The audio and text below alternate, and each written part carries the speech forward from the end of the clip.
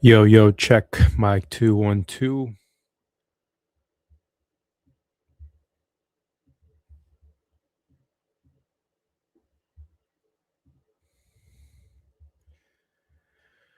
Checking in. It's your boy FunTruck.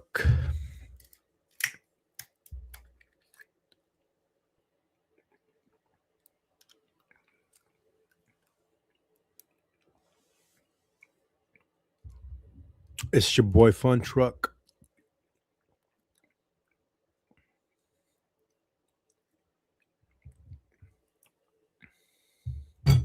Mario Barrios. Is he gonna get knocked out? Let's put that light there. Is he gonna get knocked out by Ryan Garcia's left hook? Is Ryan Garcia a one-dimensional fighter? Has Ryan Garcia's previous fights made him look worse than he actually is? Are people undermining Ryan Garcia's amateur pedigree, the amount of time? What's up? What's up, Josue? Checking in early, 1 minute into the stream. That's what's up, my boy. Appreciate you. I didn't get to read any of the comments that you left on the live earlier, but I appreciate it. Let me know when you're ready to get a boxing lesson. I'll be happy to share some techniques. Southern California, let me know, brother. I'll catch a quick lesson. Hell yeah. CJ, what's goody? CJ, what's goody? Hell yeah, Josue, that's what's up, bro. I remember you for sure, dog. Trying out the kick, the Twitter, and all of that. So, what's up, Jackie? What's up? What's up?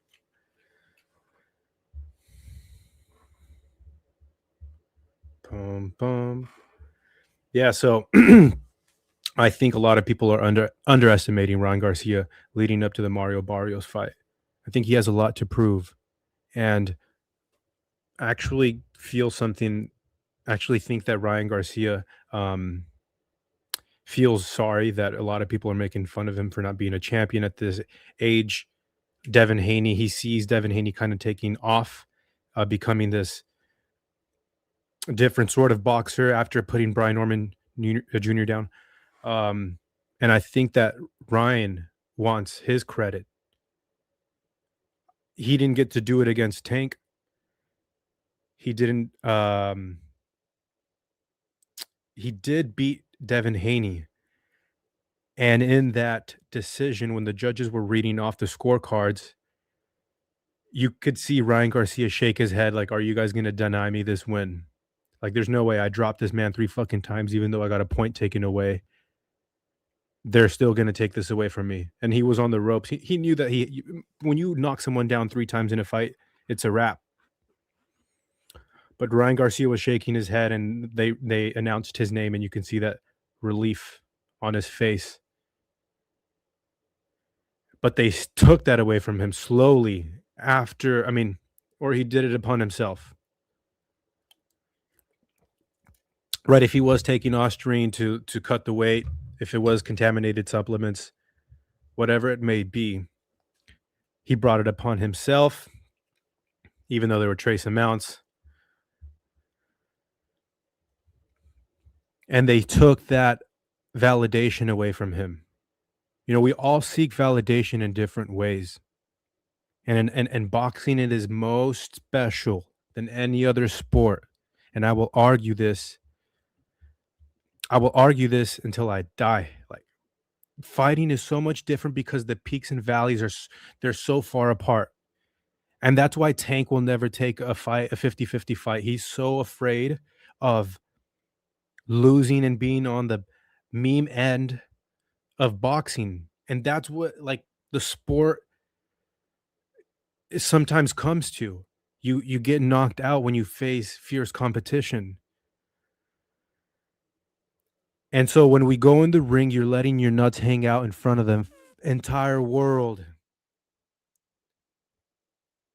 You're letting yourself be so vulnerable in front of millions, and you're subject to scrutiny and ridicule if you lose. I mean, Devin Haney, how much did he get made fun of for getting beat by Ryan Garcia after after that fight, but before the drug stuff came out with Ryan. They were putting memes up of him and Pacquiao right away. That's what I'm talking about, the peaks and valleys. And when you win and you knock a motherfucker out down 3 times in a fight, and you finally get the credit that you deserve, but it's slowly pulled away from you. I think Ryan has had a tough time dealing with that. In my opinion, I think all of the validation that he had was stripped slowly, and it's almost worse than losing a fight because we know he beat the dog shit out of Devin Haney. I mean, those combinations that he was throwing on the inside were, and I mean, those hooks were tight. That's all I'm gonna say.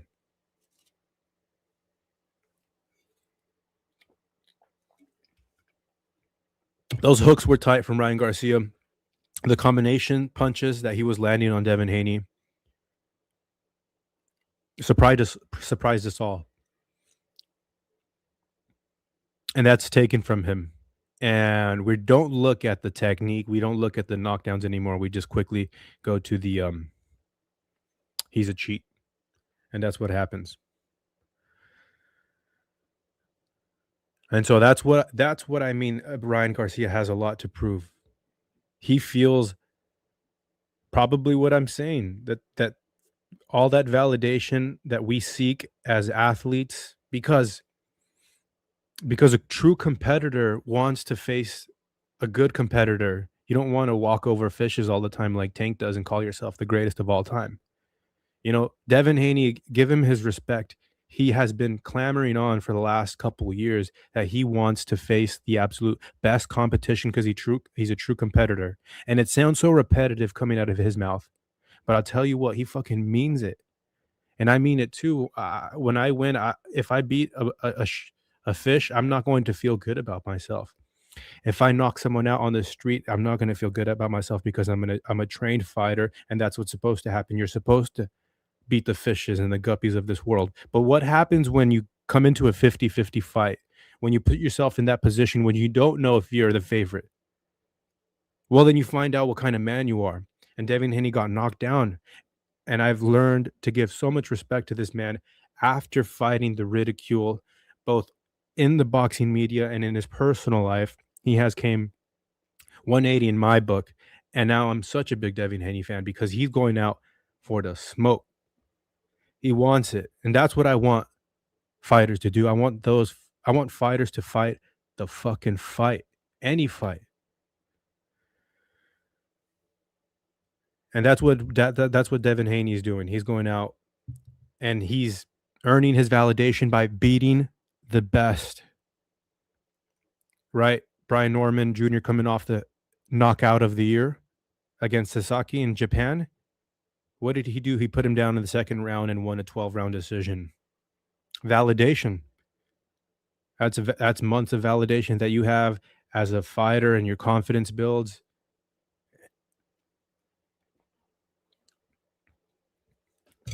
Ryan hasn't had that in a long time. Since the Oscar Duarte fight. Since the Oscar Duarte fight has, I think, okay, Josue, what's up in the chat? Josue, I think the Hispanic crowd gained respect for that. Not trying to be racist, but it was the black boxing media who put up excuses. With Devin Haney, he also brings on a lot of the hate that he brings on himself, right? Because one moment they choose to act hood and they're from the streets, but then another moment they're in a lawsuit, and that's the proper thing to do as a businessman with that sort of attitude, right? Because they're not from the streets. So they're from the streets when they need to, but they're also businessmen. And Bill Haney, excuse me, is the one that kind of navigates these gray areas instead of Devin Haney. But Devin Haney has had some questionable decisions in his life. But as a boxer, after getting knocked down by Ryan Garcia 3 times and coming back and crawling through that valley, because you can bet sure as fucking hell Devin Haney felt like sick to his stomach after losing to Ryan Garcia. You can tell, you know for a fact that he was hurting, because if he says what if he says is true and he's a true competitor, losing to Ryan Garcia hurt. But then then the steroid stuff came out. He got an awkward win beating Jose Ramirez. And then he put Brian Norman Jr. on his butt in the second round. And he crawled out of that fucking valley. Boxing is about peaks and valleys. And holy shit, I just remembered I have a really, really good video that I have saved in my phone. It's like a 50-second clip. It's a boxing poem. Jackie Hernandez says Bill Haney was a pimp back in the day. I think he was a pimp. He was a pimp.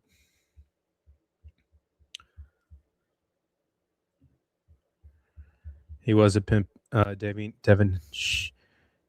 Jackie says Devin should have just not taken the money when Ryan didn't make weight. That's right. That's Oakland.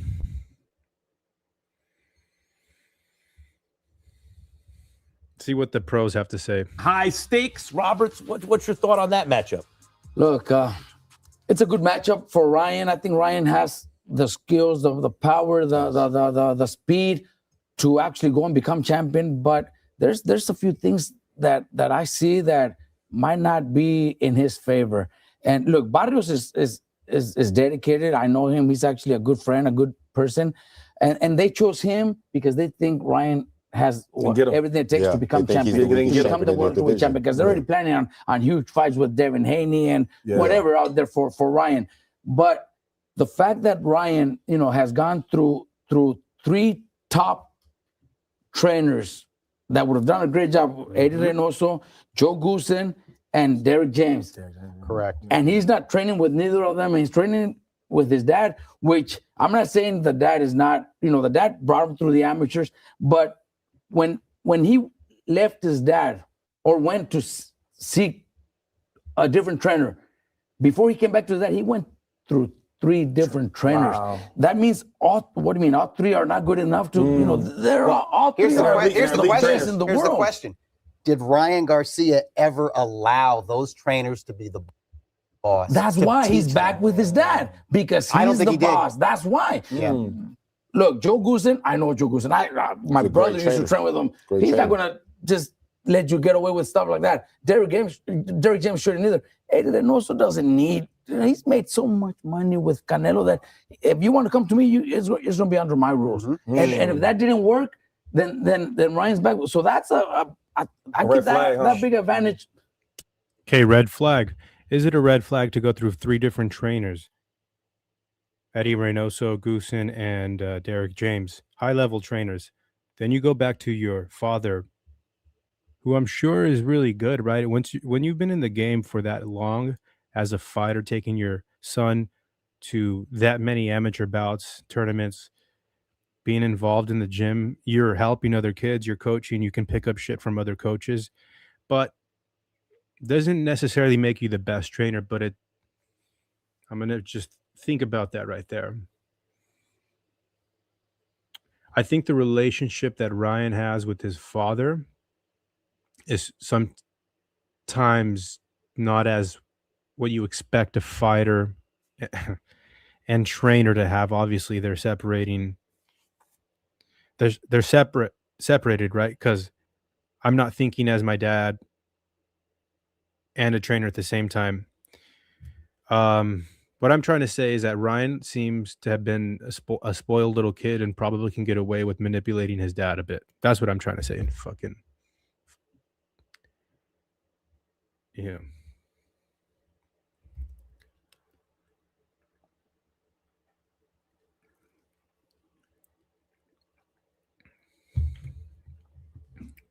To Barrios to even pull that off. See, that's the thing about boxing, and Big Baby Miller pointed it out, because there's no structure. Like, and hopefully that'll happen with Zuffa Boxing, and I am a part of Zuffa Boxing. Full disclosure, the first fight coming up on the 23rd. Oh, congrats, man. But Congrats, but you need So some I got kind two guys of. on that card. There so you go. good. You need some kind of. Right. So the undercard has not been announced yet, but yeah, like we could talk about how. But yeah, two. But we need some kind of structure. In the NFL, the guy has to sit there for the media interview. He shows up on time. Yeah. He's got to do it. Yep. And to give you an NFL analogy, think about the Broncos, right? When they had Russell Wilson over there and he had his own office. God damn, Max Kellerman, you just took up 35 seconds of airtime and you just said nothing. Absolute, like, he was so much better 10 years ago. Like, I seen that red dot right here. That was 35 seconds of straight up fluff. And everything. And it was nothing. It was dysfunctional. Then they hired Sean Payton. Cut it out. As a coach, that's like going to train with Goosen or going to train with a world-class trainer, right? And you knew as soon as Sean Payton got there, ain't no one's going to have their own office. And you turn around a couple years later and Kellerman is trash just trying to kill airtime. Shit, he should join Marco Boxing's YouTube panel. No, I'm joking.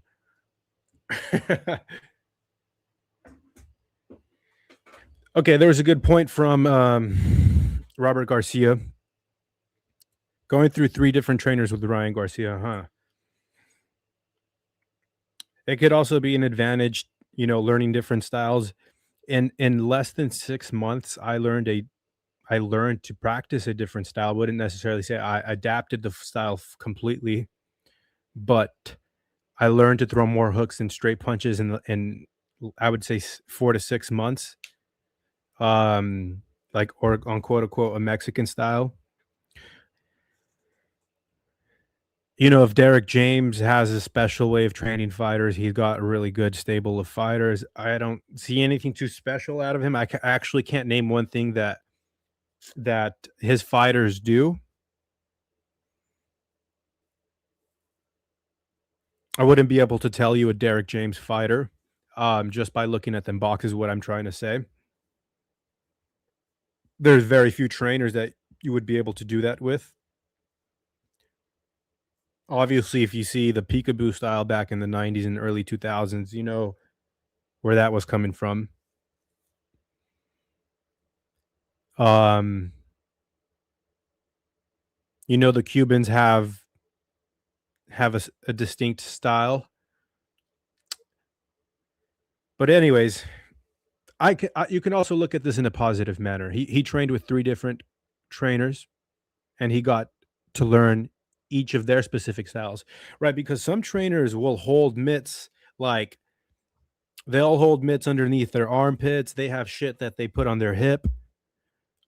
I mean, they have sweet combinations, and then there's people that do the Mayweather mitts, right? But mitt work is special too. I think I have a very special style of mitt work to train my fighters. See, I'm in good enough shape to practice like light sparring and mitt work at the same time. So I can pivot, slip, and I can throw jabs pretty quickly. I can take punches and I can block them on my elbows. So I'm giving my fighter a special sort of time slash technique.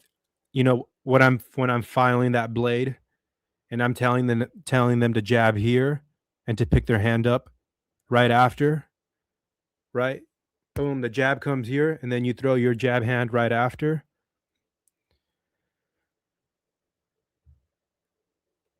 I say that to say there can be good things from training with multiple different trainers. Just because, I don't know, it could also be a bad thing, right? If your attitude doesn't mesh well with him.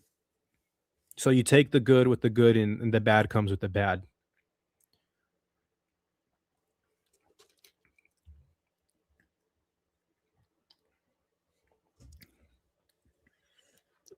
Yeah. Ryan Garcia has a lot to prove. This fight's really not about Mario. It's sort of kind of like make it or break it for Ryan. If you can't beat Mario, who just came off of a draw with 48-year-old Manny Pacquiao, you're going to be a C+ level fighter with an A+ level, A+ left hook, because that left hook is undeniable. You cannot. It is undeniable. You cannot argue that that is lights out.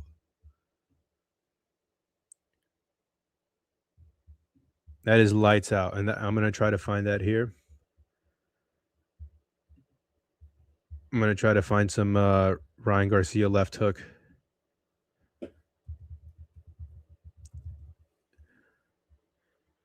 Mo and I were covering the left hook from Ryan Garcia in his amateur days.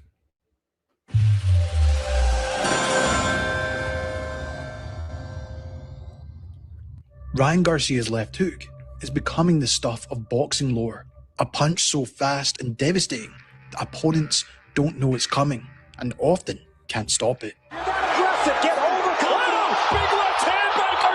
Today in the ring, we're going to break down the technique behind Garcia's famed left hook, how he sets up tactically, and examine some fights where it made a difference, while even comparing it to some of the past masters of the left hook, and what makes Garcia's version so unique. So on that note, let's get right into it. What makes it special, you guys? Now it's important to go over the mechanics. Because I'm going to say one thing. The left hook is special from Ryan Garcia because he stands now it's important tall. To go over the Okay, he's standing tall. He's almost drawing the person in to commit to throw, right? Because and Canelo does this. He'll kind of just like stand tall with his hands here, and then the second that you make your move, it's basically cue, boom, you open up and his reach, right? So Ryan Garcia, he like stands tall and allows you to come here to feel safe. The second that you make a move and start to react, he's got off that hook way faster than all of that distance. You see that hook on the screen, all of that distance, that guy's fucking throwing so wide. Ryan's coiled up like a fucking spring, like a deadly spring. And he just, as soon as you move, boom, off.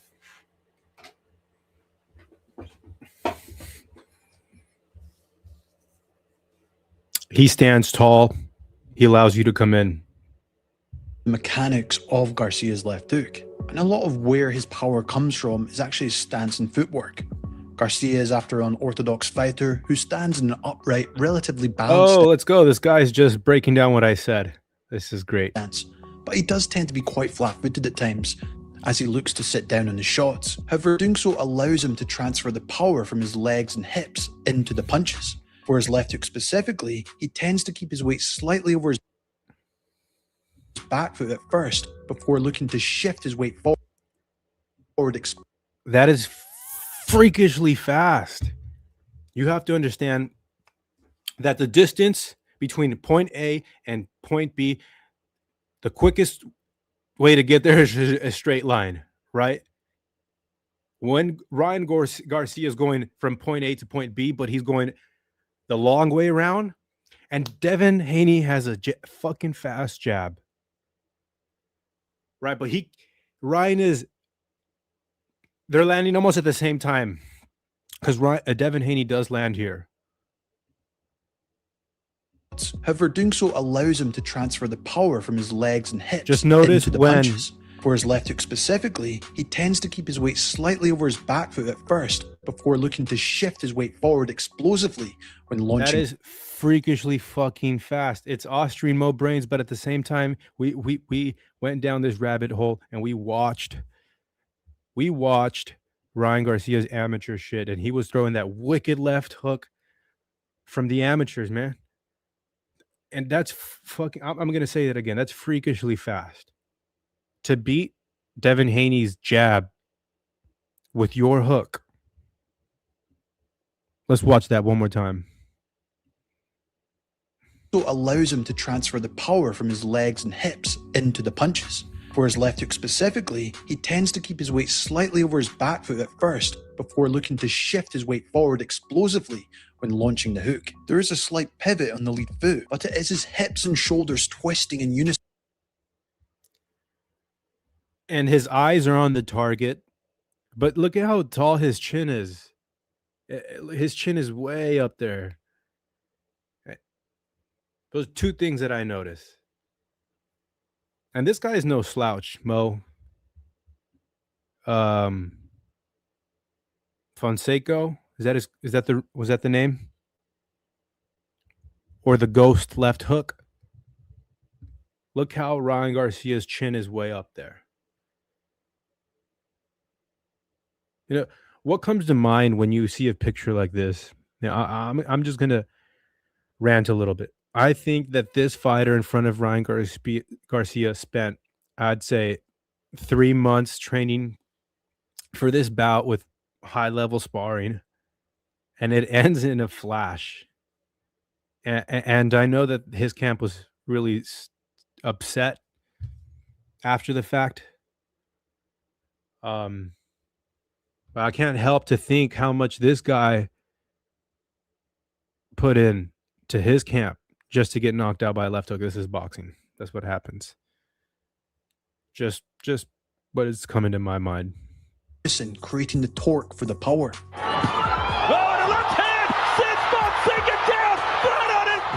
Unlike some of the greats who crouched low before firing the left hook, Garcia's posture is very tall and unorthodox. He's coiled up like a fucking spring. Did you notice how it was that Lewis that knocked out Muhammad Ali or with that left hook? But do you notice how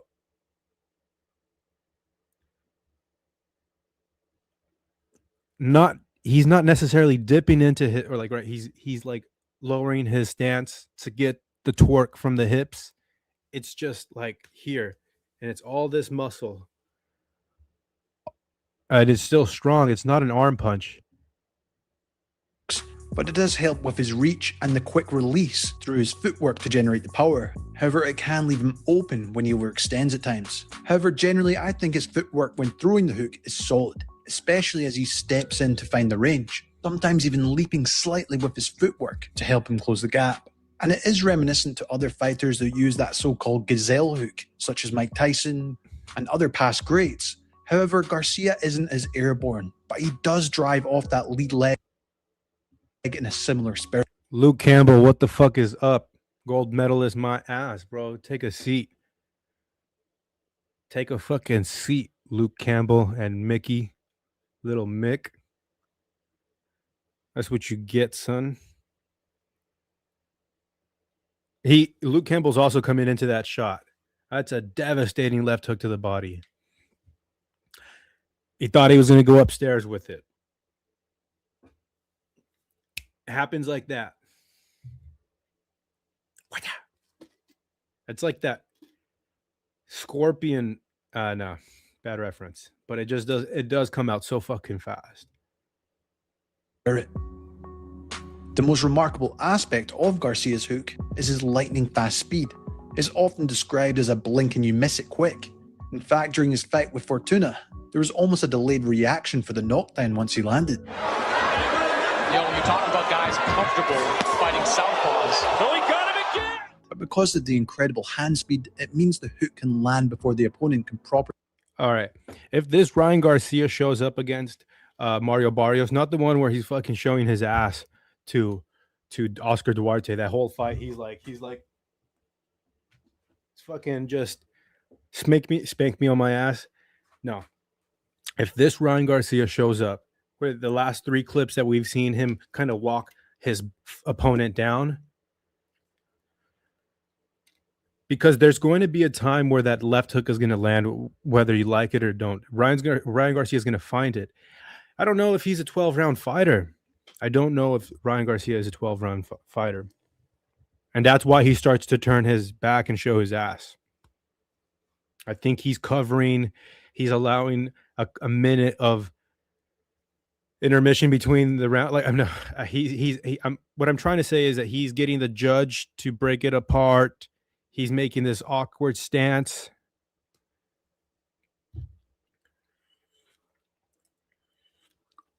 Okay, Mo Brain says, I don't understand if the guy who has the best punch is a left hook would fight out of the bladed shell. Partly because he's drawing you in, right? And he can, he's got that coiled up. If you were to be a little bit more square, you would need to engage your hips and your legs a little bit more. As we're seeing here, Ryan Garcia standing tall, and it's just a very quick reaction.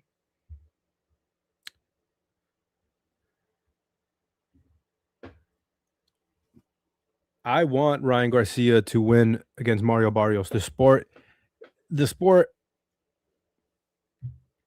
is a lot more fun, in my opinion, with the guy that can knock a motherfucker out with one punch. Would you say? I miss Tank.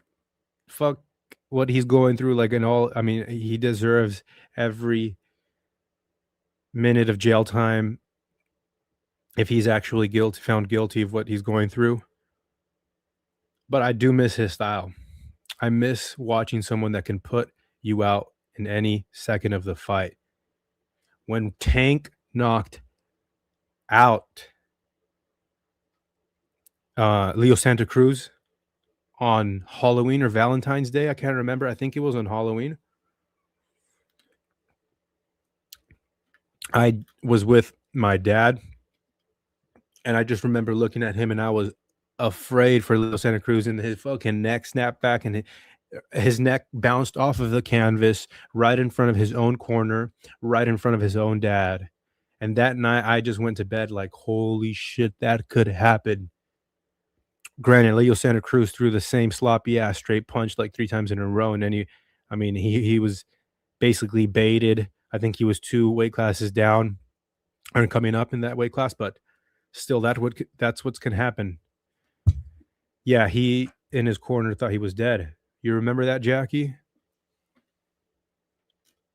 When stuff like that happens in boxing, that sticks with me.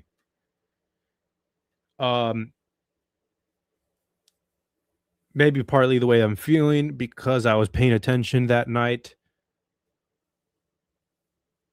Does anybody have a memorable boxing moment like that one? I just remember like yesterday where he threw that straight against the ropes and boom, got put on his back. Killed him.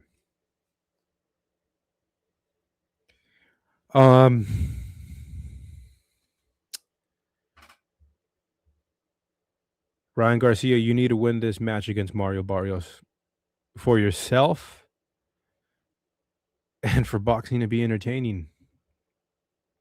We need a left hook monster up in especially with Tank out for the next 2 years or so. Does anyone know how long Tank is going to be out of boxing? Will he even box anymore?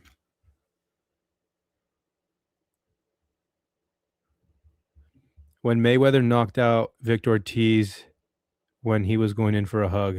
Oh shit, Jackie, you watched that live?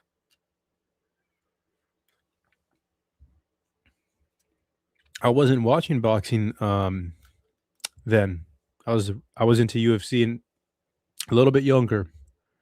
I don't think Ryan wants to win and be stuck with Golden Boy.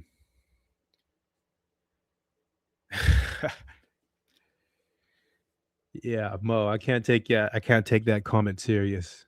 Why would he not want to win? It is the most vulnerable thing to do. Step inside a ring, and when you have people on panels say, "Oh, they knew that they're what they're signing up for. They knew that they're beat." Oh man, fighters are different when you're around them. A real game motherfucking fighter.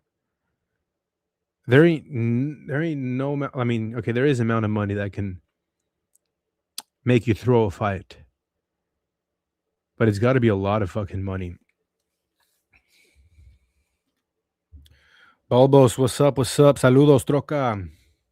Saludos a Bulbos. FunTruck got to address elephant in the room. Who's Ryan Garcia's coach? Too many coaches to create solid style. Ryan doesn't have a real style. Hey, we are addressing the elephant in the room. He's been through 3 coaches. Who is his coach now? I don't know. Does anyone know Ryan Garcia's coach? It's his father. And if that's so, like I said, he probably has the ability to manipulate his father. In fact, when heading into the Ryan Garcia Devin Haney fight, when Ryan Garcia was on stage, straight up just saying bullshit, I couldn't understand what he was doing. His voice was different, like he was smoking. He did a podcast with Patrick Bet David, PBD, and I watch that podcast regularly. And Ryan Garcia is like, I'm the best piano player. I picked up a guitar and I learned how to play in a week. I'm the best at everything. There's no one in boxing that can touch me. Go ahead and search that Patrick Bet David interview up prior to the fight, because they did an interview post fight. And when they interviewed him post win, he had a different tone in his voice. Motherfucker was like, he cleaned his throat. When leading up to that Devin Haney fight, I didn't understand why his dad or mom didn't check Ryan Garcia. And that is worrisome if your father is your trainer, because you can get away with all of this bullshit if you don't want to do those last extra 10 seconds. The guy who's been telling you to push it for the last 25 years of your life, 20 something years that Ryan Garcia has been trained by his father and his uncle. And Ryan Garcia's like, fuck this guy. I know he's not going to do anything if I don't get these last 10 seconds out. But when you're under a trainer where you're willing to run through the fucking wall, you're going to do those last 10 seconds like your life depends on it. So that is a huge elephant in the room. But at the end of the day, if Ryan Garcia can get in shape and put himself in front of Mario Barrios, that left hook is going to have a chance to land it. And I believe that it will land. I think that Ryan Garcia is just really quick and fast. And when you look at Mario Barrios versus Manny Pacquiao is beating Barrios to the punch. And what is that? Is that experience or is that quickness? I think it's a little bit of both. Really, really good fighters have excellent timing no matter what. Crawford maybe slowed down, but his timing was as best as it ever was against Canelo. Fighters do slow down, but their timing and their way to make it happen, really good fighters, game motherfuckers, they'll find a way to win.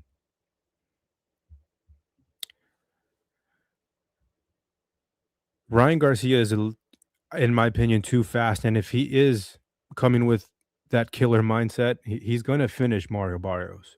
He's going to finish him. Manny Pacquiao was beating Barrios to the punch. I think Ryan can do that with his speed. FunTruck, who is Ryan's sparring partners? Can he trust him? Golden was a mole. Okay, I actually have a little insight on Ryan Garcia. And I think you'll have to understand that it's really hard to get high-level sparring.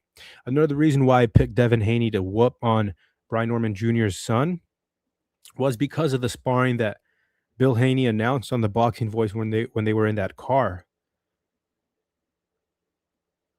Okay, so it's hard to get sparring in the first place. Ryan Garcia in that tank fight was pulled somebody from the gym that I was training at, and he was like 1 or 2-0 as a pro, 135 pounds,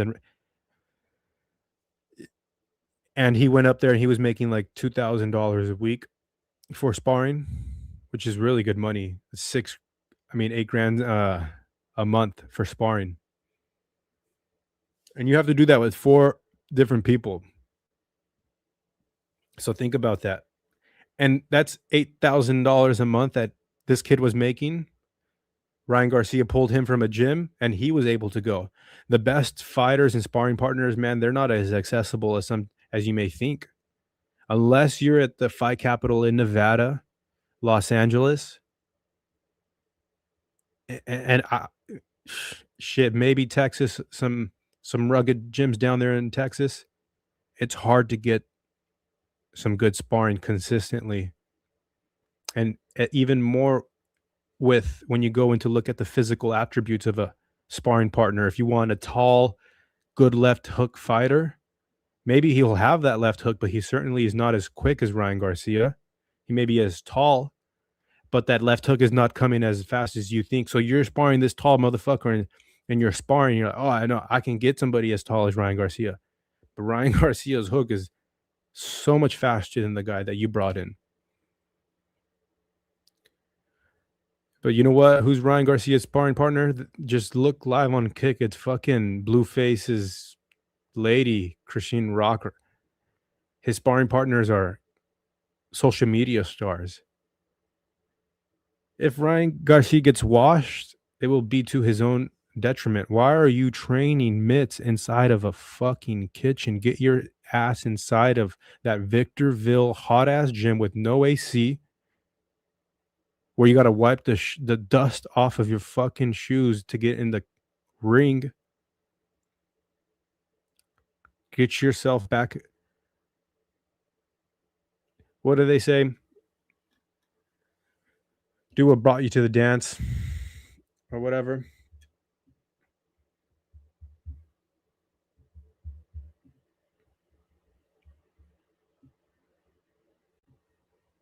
Get yourself back in that Victorville gym, you fucking Kick media star. Where that AC barely works. I mean, there's no AC. It's just a fan. Hot as shit. Properly brace themselves, or even use a defensive maneuver. Garcia will always throw the arm from a loose looping motion, but also from a low position most times, giving it a whipping-like motion. Something he discussed with... That's a check hook right there. And he... Yeah, Ryan Garcia, look at it. He can hook off of the jab.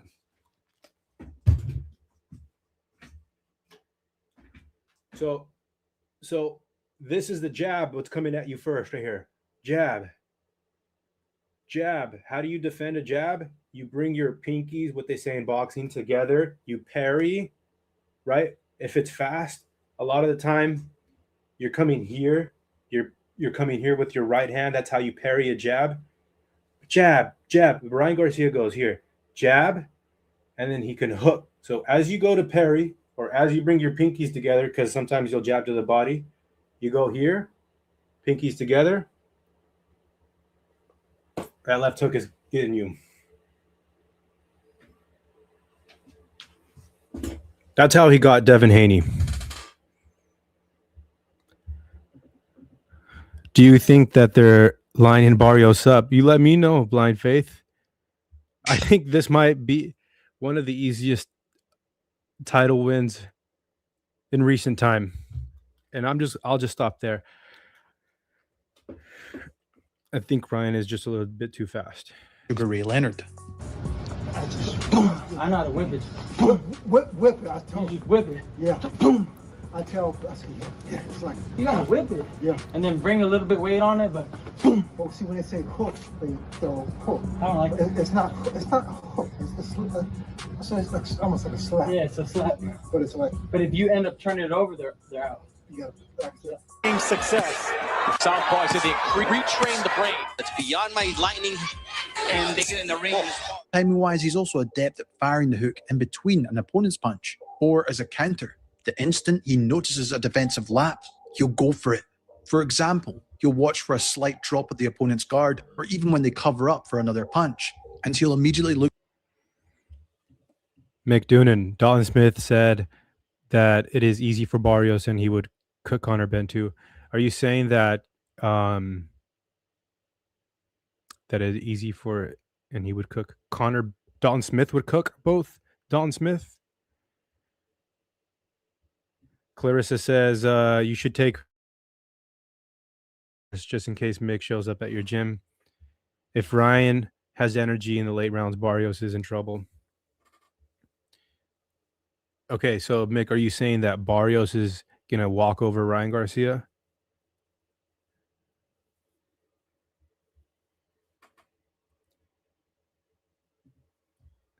Ryan Garcia, you have a lot to prove, man. I want to see you win. I want to see you knock Mario out.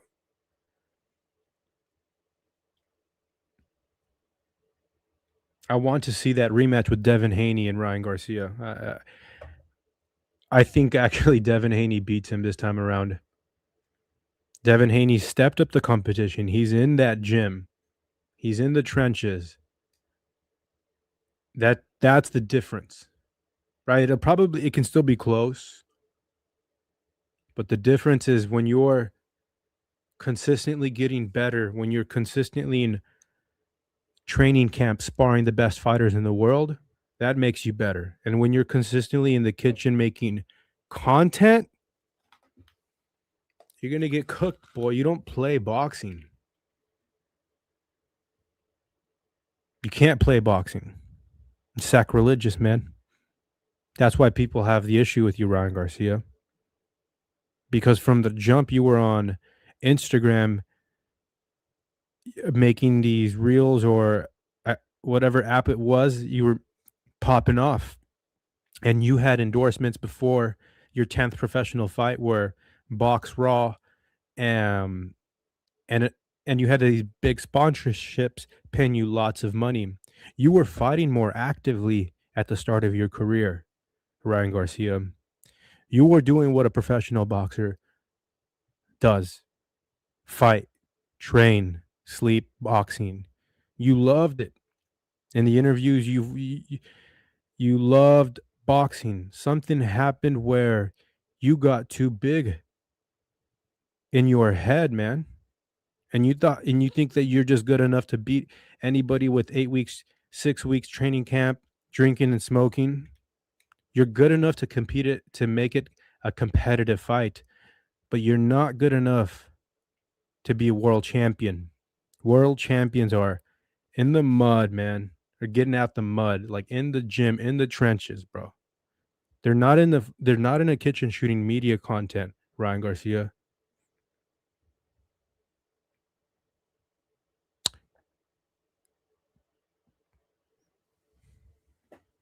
There's something happened, man.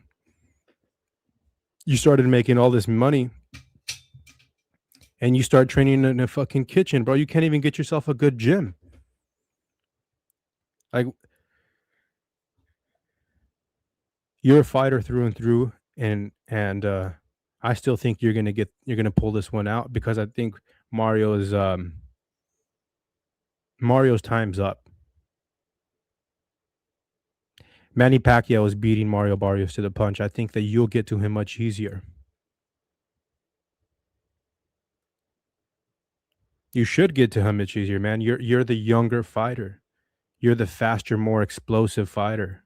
You've been in a 12-round fight against Devin Haney where you knocked him down. You beat Oscar Duarte. You got off the canvas against Luke Campbell and you knocked Mick's boy out. Little Mickey. Ryan Garcia knocked Luke Campbell out, my boy.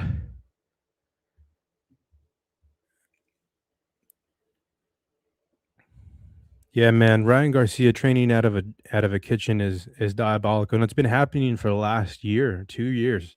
All you see is just content him fucking outside with basketball shoes on. Lace those fucking boxing boots up, you pussy. Stop wearing Reebok basketball shoes, dude.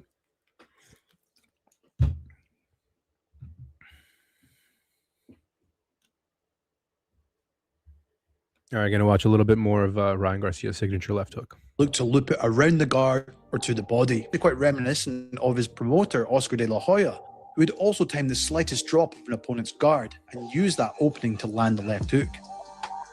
But there's also no denying the looping motion and technique of the hook is very similar to that of Sugar Ray Robinson.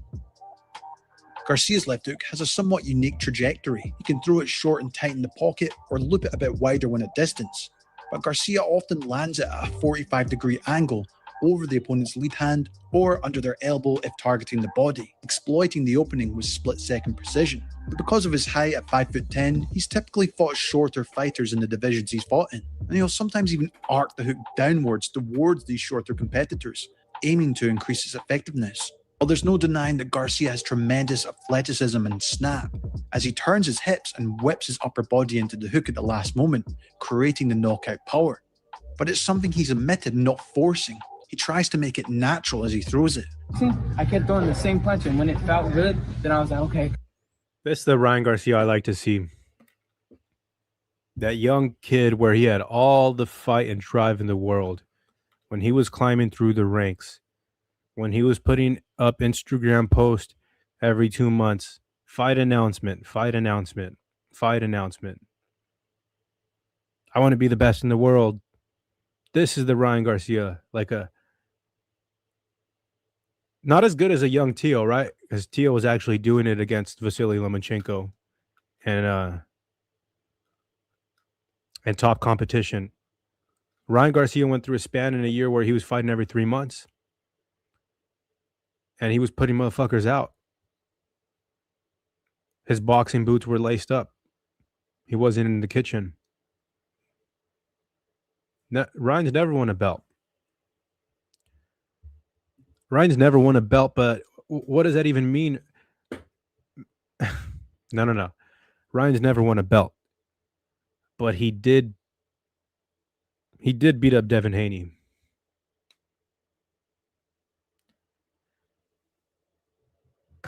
Yeah, he beat Devin Haney up. I'm sorry, it happened.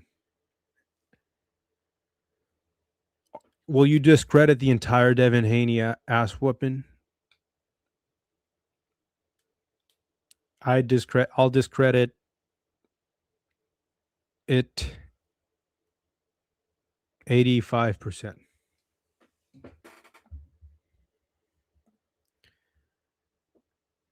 Yeah, Mick, you're right.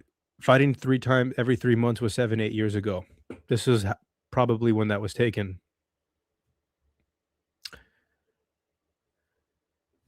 What's good, HLD, my boy?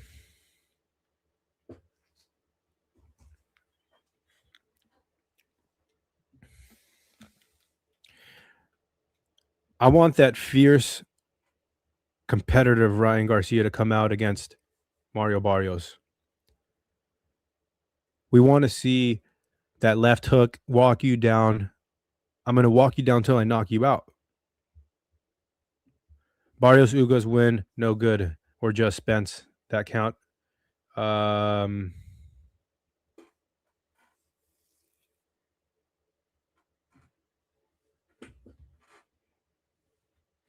What happened, Ryan Garcia? Was it the money? I think it was the money, man, and it was all this recognition that you get when you're a world celebrity. Because Ryan Garcia did propel himself into that superstar status, and in my opinion, he's one of the only few that can be the face of boxing. That is Ryan Garcia, because he came from that generation where he built himself up on social media platforms and he's got connections with A-list celebrities. It's sort of this recipe to be the face of boxing. And you kind of have to be an A-list celebrity. In fact, actually, I think you have to be above an A-list celebrity. To be the face of boxing, you have to be the biggest celebrity's favorite fan. You know those celebrities that people wait hours for in line? Yeah. A lot of those celebrities are the biggest fans of fighters, and specific ones like Sergio Ramos and Ilya Topuria. And you go to a high level or an exciting boxing matchup, and you'll see all the celebrities in the crowd. So when you are the face of boxing like Tank, and he has those people that walk him out, Ryan Garcia's cross collaborating with Aiden Ross, and he was on with Bradley Martin. And I'm not saying that these are the A-list celebrities, but he's enough to where these famous people are reaching out for his attention to get clout off of Ryan Garcia. And Ryan Garcia, in my opinion, is one of the only fighters left that can be the face of boxing for all of the things that I just said. You got to put motherfuckers out. You got to be connected out of boxing.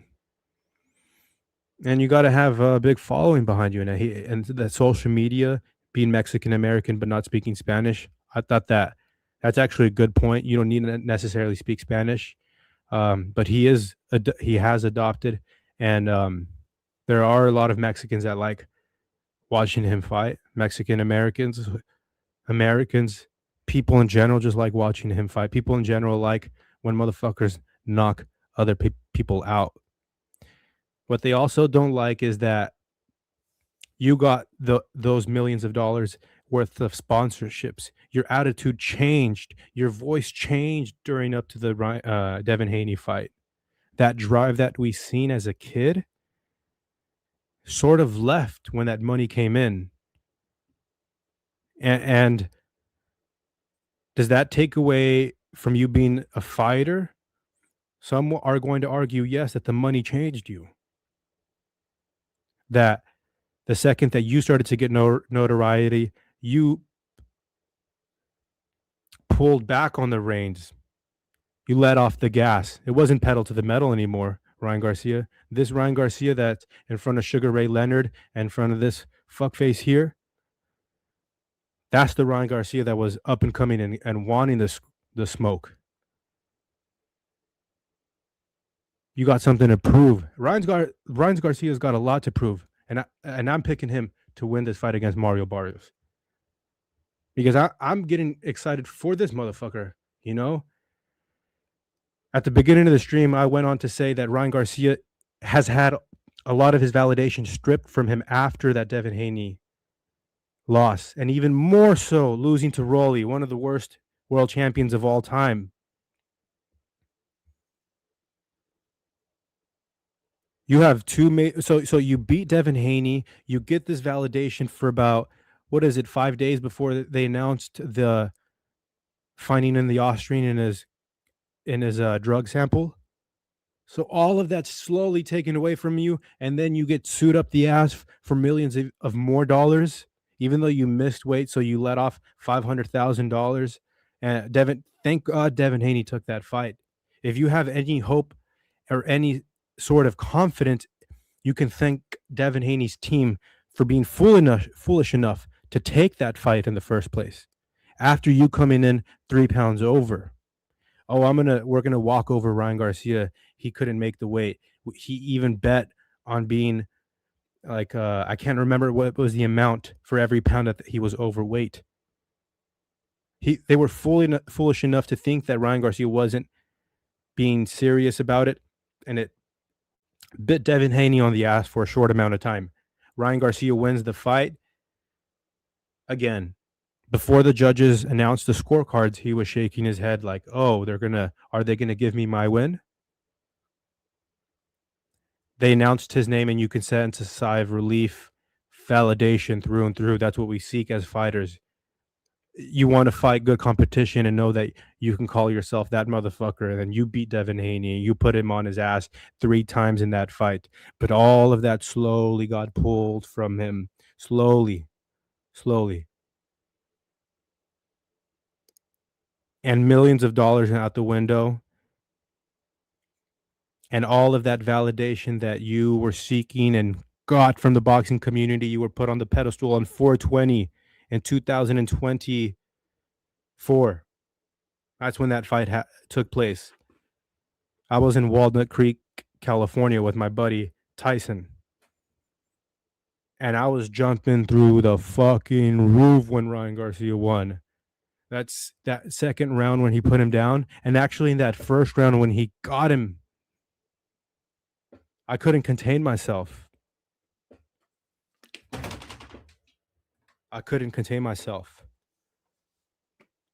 But then that gets, again, you win the fight. How many days was it before? How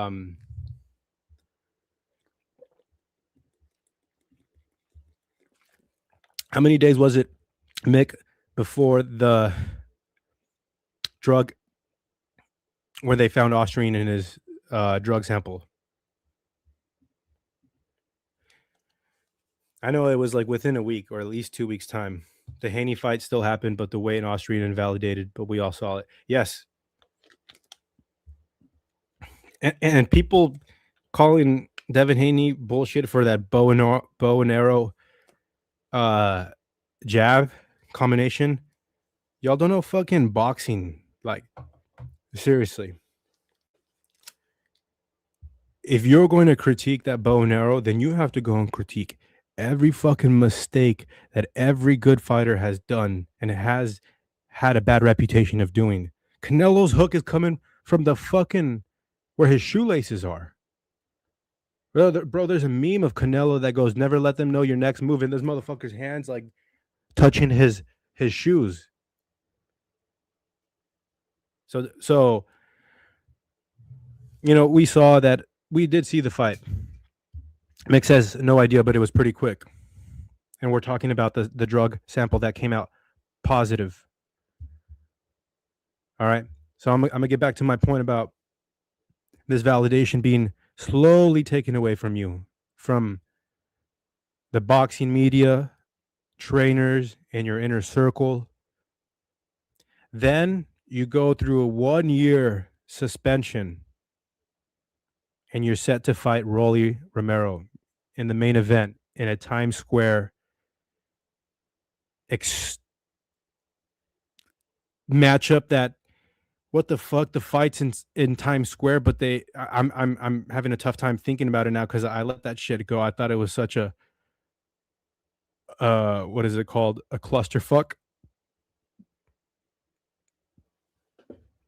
So you main event against Rolly Romero in Times Square, and for whatever it may be, you shit the bed that night, and Rolly didn't look too good either. But I heard that he had an injury. Rolly Romero did. I heard it through Sean Porter's podcast. So then you lose to Rolly, and you're crying in the ambulance in Times Square, New York, when you were supposed to win your first world title. And you were supposed to, not only that, you were supposed to win your first world title, and you were supposed to line that fight up with Devin Haney. And how many times have we seen this with Turkey, where he puts two fighters that are supposed to fight each other on the same card, and the plans don't come out like they should. Ryan Garcia loses to Rolly, gets put on his ass, and he doesn't do anything after that. And Rolly doesn't do much after that. And congratulations to Rolly. You win that fight. But now you're crying in that ambulance, having the biggest fight and win of your life slowly pulled and taken away from yourself, from you, from your mistakes, for months, for an entire year. But that's okay, because you have this opportunity to erase all of that and to line up the rematch, the biggest fight in boxing. In my opinion, it is going to be one of the biggest fights in boxing in the next couple of years, the Ryan Garcia, Devin Haney, if things align, which is hard to believe, having gone through this New York Times card and everything that we're going through with Turkey's matchups.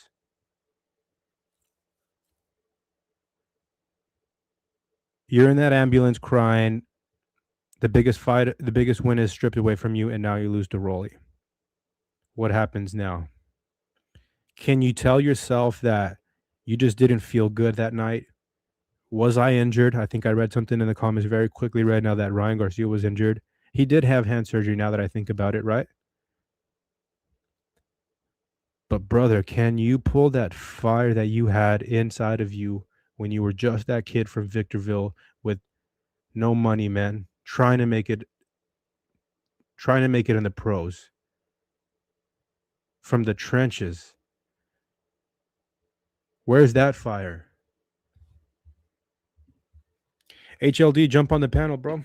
I want to chop it up. It's been 1 hour of me talking by myself. If you have any time, I know you put in some work with me last couple streams, so no pressure, HLD, but I appreciate you. So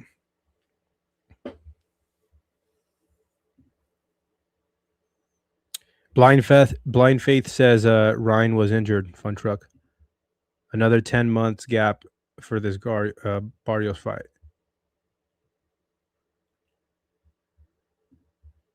Time. It does not serve a boxer well, especially in their prime. HLD. You know, what do you say? What do you say? What do you know? What's going on, Papa? What's up? This is an early stream, so hopefully. yes, bro, definitely.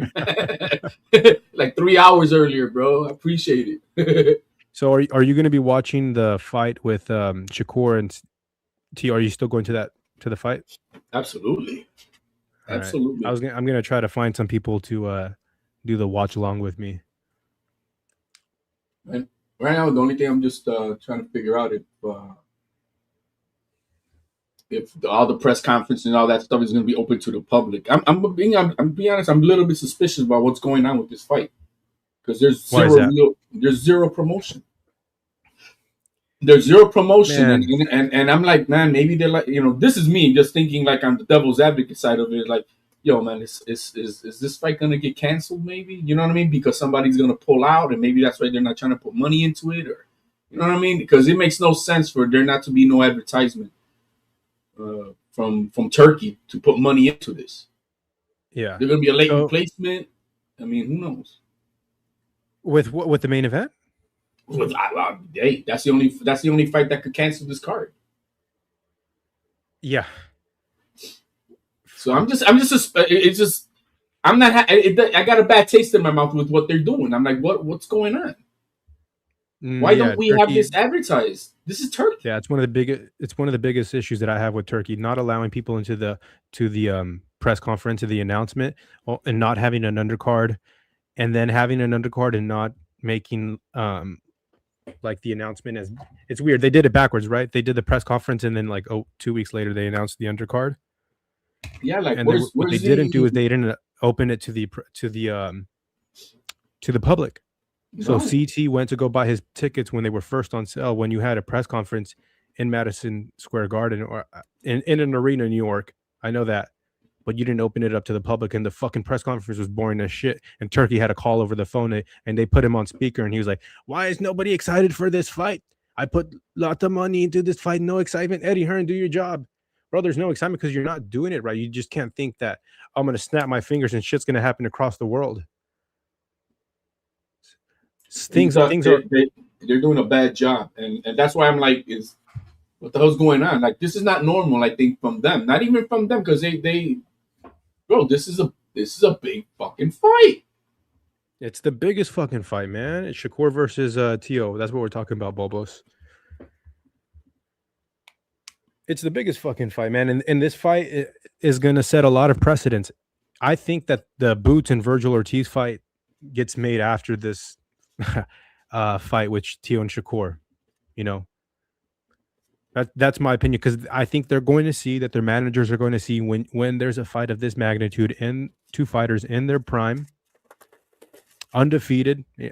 And even though Tio's not undefeated, you get what I'm saying? When you have all of this build-up leading up to a mega fight.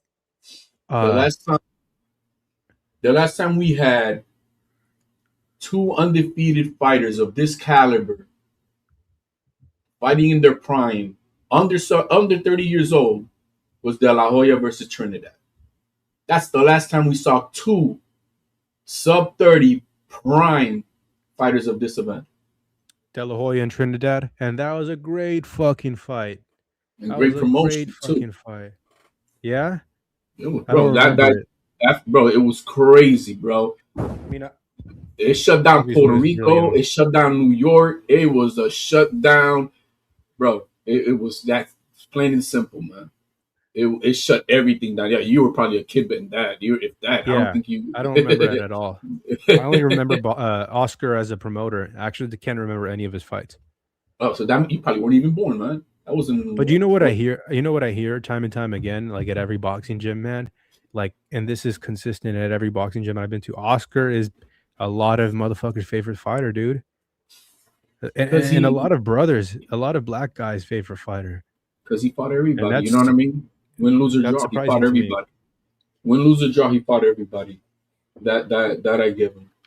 You have to. You know what I mean? He fought everybody, and so that's why he you know, and he had a good story, bro. His story from the Olympics all the way through it was just you could almost choreograph this, bro. It was losing your mother, becoming the golden boy, being from Southern California, like having that pretty boy swag, carrying that food stamp in his wallet from his days when they were broke as hell, bro. Everything, bro. I mean, so yeah, that's he became literally the golden boy. and Ryan Garcia is a modern day Oscar, like maybe not even as technical, right? I don't think actually Ryan. No, not. He's more gifted. He has one gift. He's got one gift over Oscar, but he's nowhere near the fight. And Oscar had that left hook too. Oscar had that left hook and all the other shit in the bag. Yeah, but no como este. Not this kid is this left hook. it is generational. And I think that I'm picking him to win because I feel like it's going to find a way against Mario. You know, I think that Ryan can land it.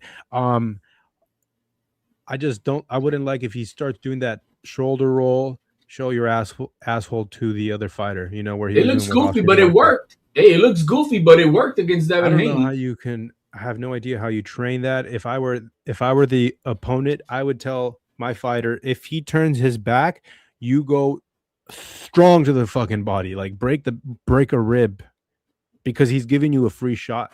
You know, when he's turned around like this, and giving you the back, like, I'm not showing it here.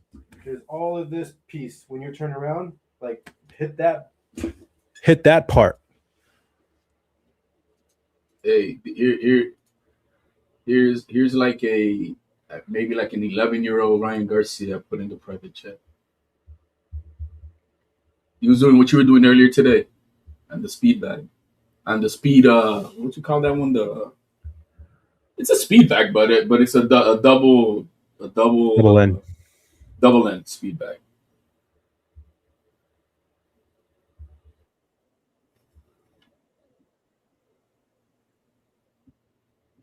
He's always had speed, man. He's gifted with that.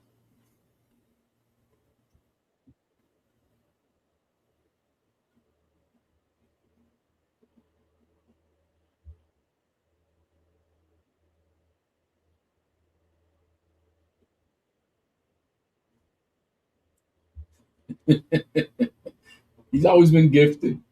Yeah. There's one interview that you know who interviewed him when he was like 13, 14 years old, and he was predicting his future.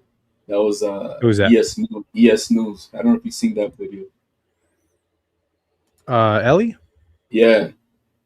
You never seen that video? Oh yeah. I have seen that. He's like at the park outside, and Ellie's hyping him up. He's like, "You're going to be the biggest star in the world one year, huh?" And he won't. One day. Came to fruition. I mean, he can't say that he's not. Regardless of what you think about his career, he is still amongst the most famous guys in boxing. Yeah, so when you main event with Rolly over Devin Haney and Jose and who's the other? And Tio and Barbosa, that was for a belt, right? Yeah, Tio was for a belt, and so was Ryan. Though Ryan was for a vacant belt. But still, you're main eventing over these guys. Like that means you got draw. Well, so they thought, right? I mean, but hey, man, they. But this kid, I think his not that because he's a better boxer, or maybe he is. I think we just take it for granted that he does box, but his special attribute, which is that left hook, is gonna catch Mario Barrios, and I see him knocking him out, or stopping him. I after seeing him fight Ramos, bro, I'm like, bro, you suck. Fight Mario Barrios versus Ramos. Yeah, when I saw that fight, I was even embarrassed. I made my father, who hasn't watched boxing in a minute, and I was watching it with him, and he was like, "Yes, es un campeón." Sometimes I feel the same way when I invite people to watch fights with me. Like, if I'm inviting people, the last thing I want is Mayweather versus Pacquiao, where everyone just leaves upset, disappointed. My father was like, man, because we're watching it. Bro, estos dos son una mierda. He thought they both suck. And like, yeah, you know, that one guy's a champion. He's like, es un campeón. Yo, and everybody's like, they did a lot of running. And, you know, I was real young when that Pacquiao Mayweather fight happened, and he did run, but I thought he ran at the time. Now I go back and watch it as a coach. It's like Pacquiao couldn't do anything really to Mayweather. Pacquiao did tag him a couple times in that fight. There were a couple times he tagged him, and Mayweather tried to play it off that he wasn't tagged. But look, man, don't we call Mayweather is way better. Mayweather is way better than Shakur with his defensive shit. Like, he is because he could stand in the pocket and yes, and really slip shit. But he does also sometimes do what everybody don't like. I think with the running thing is, yo, when you're going 2-3 corners in a row without nothing, you know, that's running on me. You know, now if you just, you know, readjusting yourself to just one side and then reset again real quick, okay, that's not running. That's okay. You're resetting to fight. But when you're really going around all 4 corners, 3 corners, and you're not throwing no punches, or that's running on me. And that's what, you know, Devin Haney did versus Jose Ramirez. And we saw that with De Los Santos and Shakur. Barrios, Bubba says Barrio beats every Puerto Rican welterweight. HLD. This guy thinks that, first of all, he thinks that I'm a Matias fan. You're a Matias fan? He thinks you're a Matias fan? He thinks I'm a Matias fan. And second, bro, I mean, you know, no shot to you, FunTruck, but I mean, my man, Puerto Rico is the size of an habichuela, bro. Yet we are yet we are double digits in the win column over Mexico in championship fights. All right, that little habichuela of an island, bro. So stop it, bro. Anyway, let's take a piss. Who's that guy behind him? Is that Campbell or something? Who's that?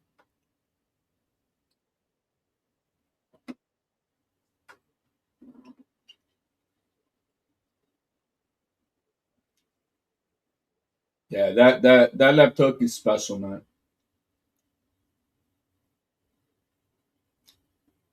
Both hands. Oh, this is an interview with Campbell? Okay. Yeah, that was an interview with Campbell, I guess. Man, who's that Filipino dude? Yo, what this video has shown me is that other fighters need to dip into their hips and use their leg strength to generate the power. But Ryan Garcia's hook and just how he gets the snap at the very end is what's the most important thing. And Ryan Garcia is so fucking fast. He's beating Devin Haney's jab with his hook, man. And it's two things. It's how fast it comes out, but it's also how good of a boxer Ryan Garcia is to shoot off just when that moment is right.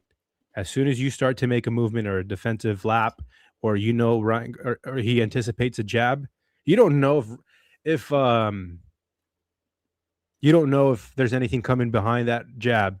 Ryan Garcia is gonna fucking shoot that left hook either way. Because anyway, so it is a very special one punch.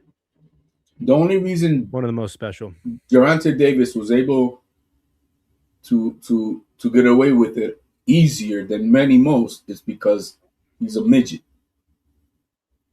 Yeah, he's a midget. He could go under that real fast, real quick over another guy who's the same size as Ryan. How much lower does he have to go? At least 5 inches below, because I mean, like Devin Haney's 5'10". Tank is only 5'5", with that. So he's already, under that range for that left hook. So I don't think Devin Haney's gonna win again. I think in the next fight, Ryan Garcia's gonna cook him again. I really do. Oh, I don't see him going. I don't see him. I'll take Haney just because of what I said. I think that, dude. Do you know if Ryan Garcia is in a boxing gym? HLD, like my man. Any footage of my man. I tried to get that out of his father because he was at Mill City. Yeah, and I don't know. I really don't know what the hell's going on, bro. I really don't know. Maybe they are, and they're just playing it off on the camera that they're just only because he's very, very in shape. I mean, you can't deny that he ain't gonna get that in shapeness just by being in the kitchen. No, so you're right. I'm certain he's in the gym, but he's just trolling it off like he's just doing it in the kitchen. I think that's what it is. No, for sure. There's almost a sense of like, is this on purpose? Is he showing too much of the content? So we're talking about, is he even serious for this fight? Right. And I think he plays off of that. Yeah, I think he does as well. But his marketing is fantastic. He's in the eyes of all these casuals, the Aiden Rosses and whatever else on those streaming platforms that he be doing. I mean, he was with Devin Haney's ex and shit. I don't lie. I'm one of those streamers, so Yeah. HLD, if you've been a boxing fan longer than me, obviously. Can you tell me any celebrities that are like fans of professional fighters that you can think of? Anything that comes to your mind? Back then? Anytime, just now, back then. Back then, it was a different animal. It's just that we had no social media. We had no social media and internet. I mean, I know you guys grew up with internet, but internet is a new age thing for many of us old heads. So there was no internet, there was no social media. So going to a championship boxing event was the main shit. And so when you had fights like the Trinidad de la Hoya, every movie star showed up. When you had Mike Tyson, everyone showed up. And I'm not talking about other sports celebrities. I'm talking about the movie stars, and musicians, the big time musicians of the day. So you had them all. But nowadays, all you get really what are the celebrities nowadays? Other athletes come to your fight. We're not seeing the movie stars. It's very rare that you're getting the big time, the Brad Pitts, the Leonardo DiCaprios, or Denzel Washington. They're not coming to. Oh, LeBron James will pull up to a fight. Denzel Washington, they go to fights. There's still a lot of A-list celebrities that go to fights. It will always be the most entertaining thing in the world. A big fight in Vegas. I mean, like it's almost bigger than the red carpet type of deal, bro. Like it was back then. It was back then, right? But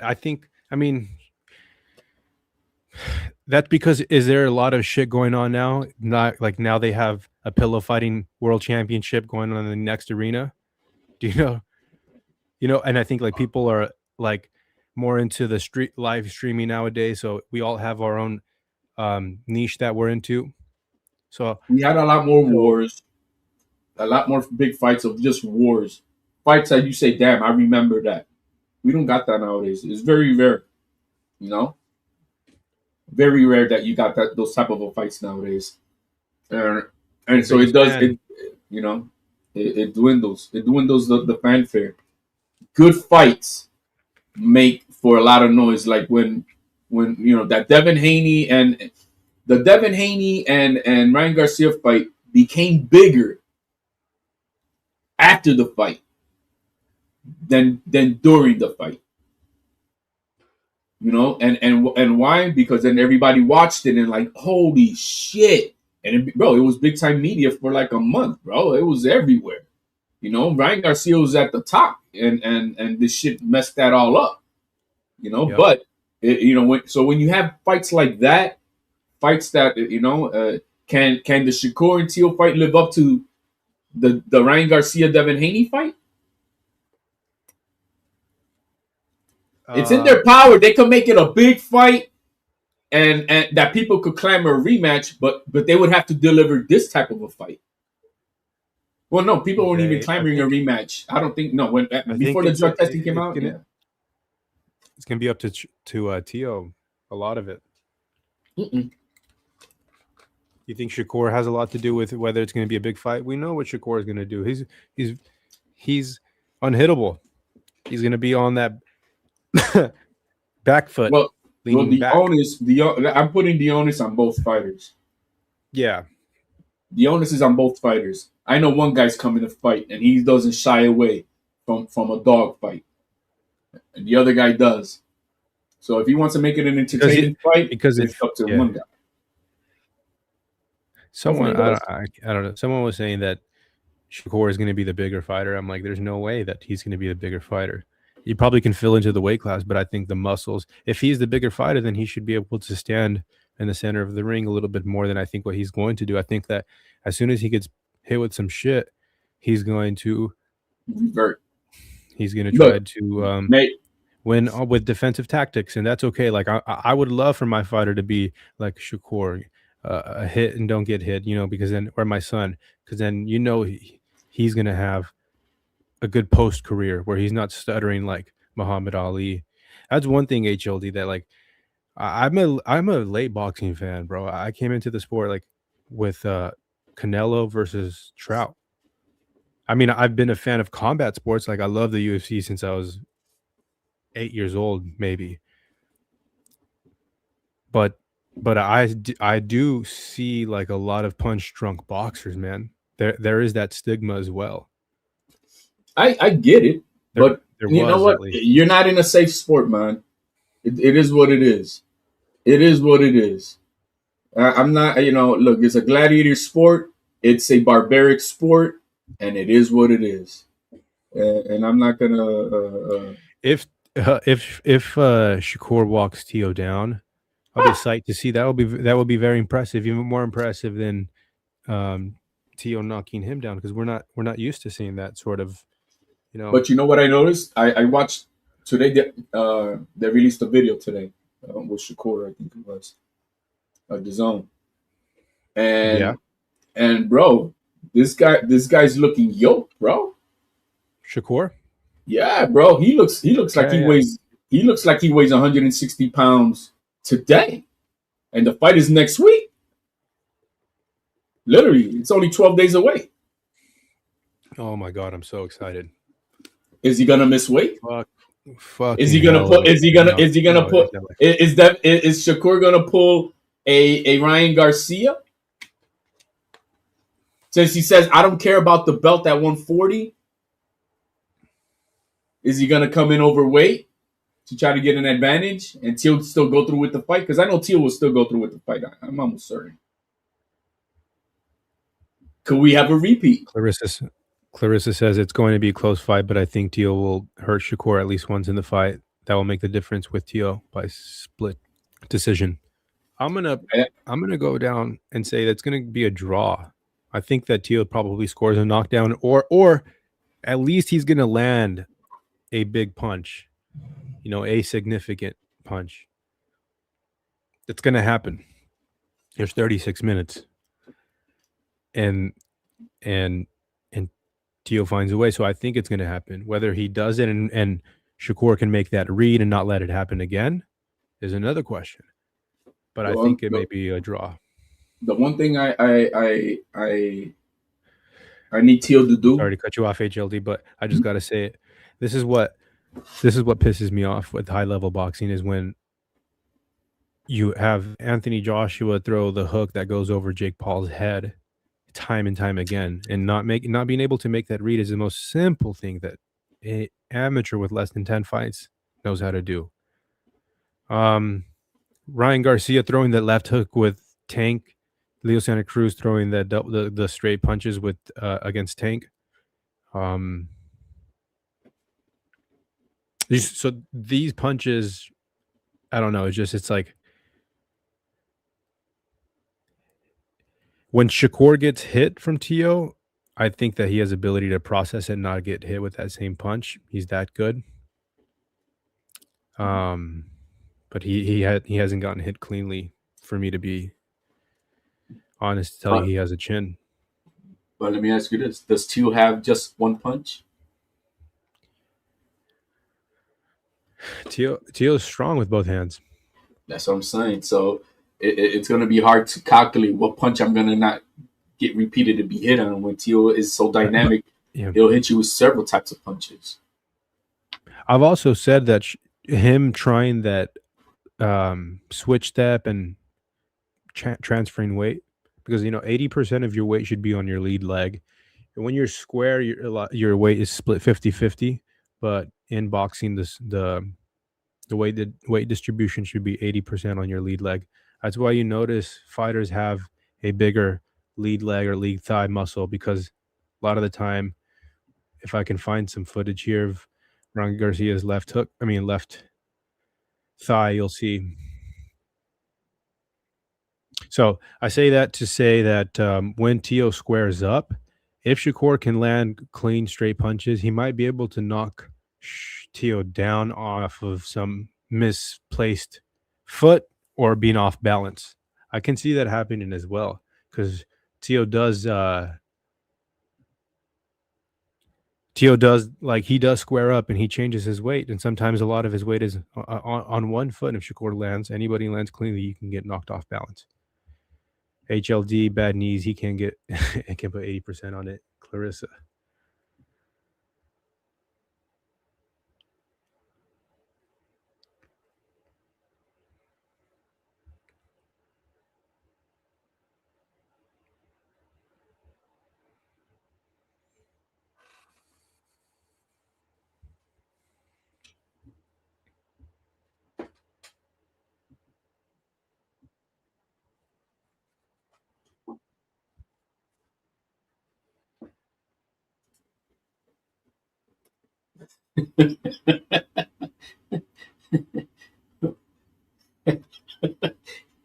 Man, why is Clarissa in love with me, man? She loves me so much.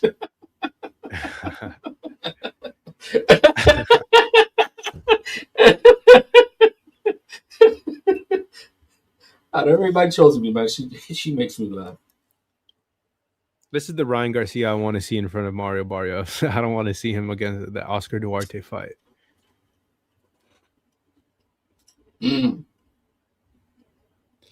Here we look at the punches thrown. Garcia's 33 landed versus Fortuna's 14 landed. Throwing 124 punches in the fourth round. I'm sorry, by the fourth round, you have 124 punches thrown from Ryan Garcia. Yeah, but Fortuna was at a disadvantage in this fight because weight or size. Yeah, by weight, because they made him fight like at one. He came. I think he came from 130. Then he fought at one. He's been fighting for a while at 135, and then they made him fight at like 140 for this fight. I think it was 138 or something like that. It was up there. I know it was up there. So this Fortuna fight should have happened. Remember when Ryan Garcia had he vacated the WBC interim belt because he had mental issues, blah blah blah. That was like in 21, 22. And he was set up at that time to fight Devin Haney. No, to fight Fortuna, but then he bailed out of it, and so that fight never really materialized. So this fight happened like a few years after that, and I think Fortuna was not nowhere near his best at this juncture. That Duarte fight was something to say. That was a rough fight to watch, and Ryan Garcia was, that was a fight. Duarte was in that fight. He was in that fight, and Duarte's going to beat the shit out of Hitchens. Watch.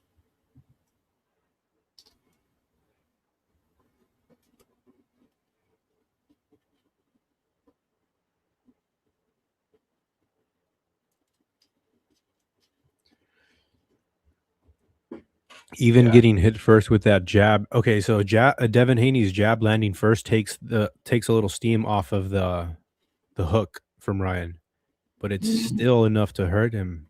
That's how you know he has excellent leverage at the end of his punch, and that's what all trainers wish for. They want you to come to them, at least the way that I was taught, and I try to train people is I like holding the mitts here close to my chin as possible.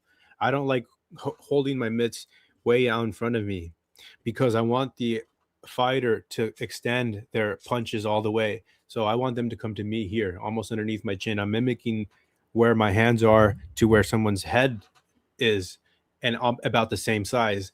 You don't hold mitts for someone like this so far apart because someone's head is not that big. If you're throwing a hook here and then the straight punch is over here, a head is not that big for you to land, right? So if you want to throw fast combinations, you hold your mitts closer to your hands like this. So the jab, cross, and then the hook is here. Mitt work is what? With Ryan's left hook, like, so you basically have to practice like getting the snap at the very end of your punches when you're having to go all the way at the end. And Ryan Garcia's left hook is one of the best.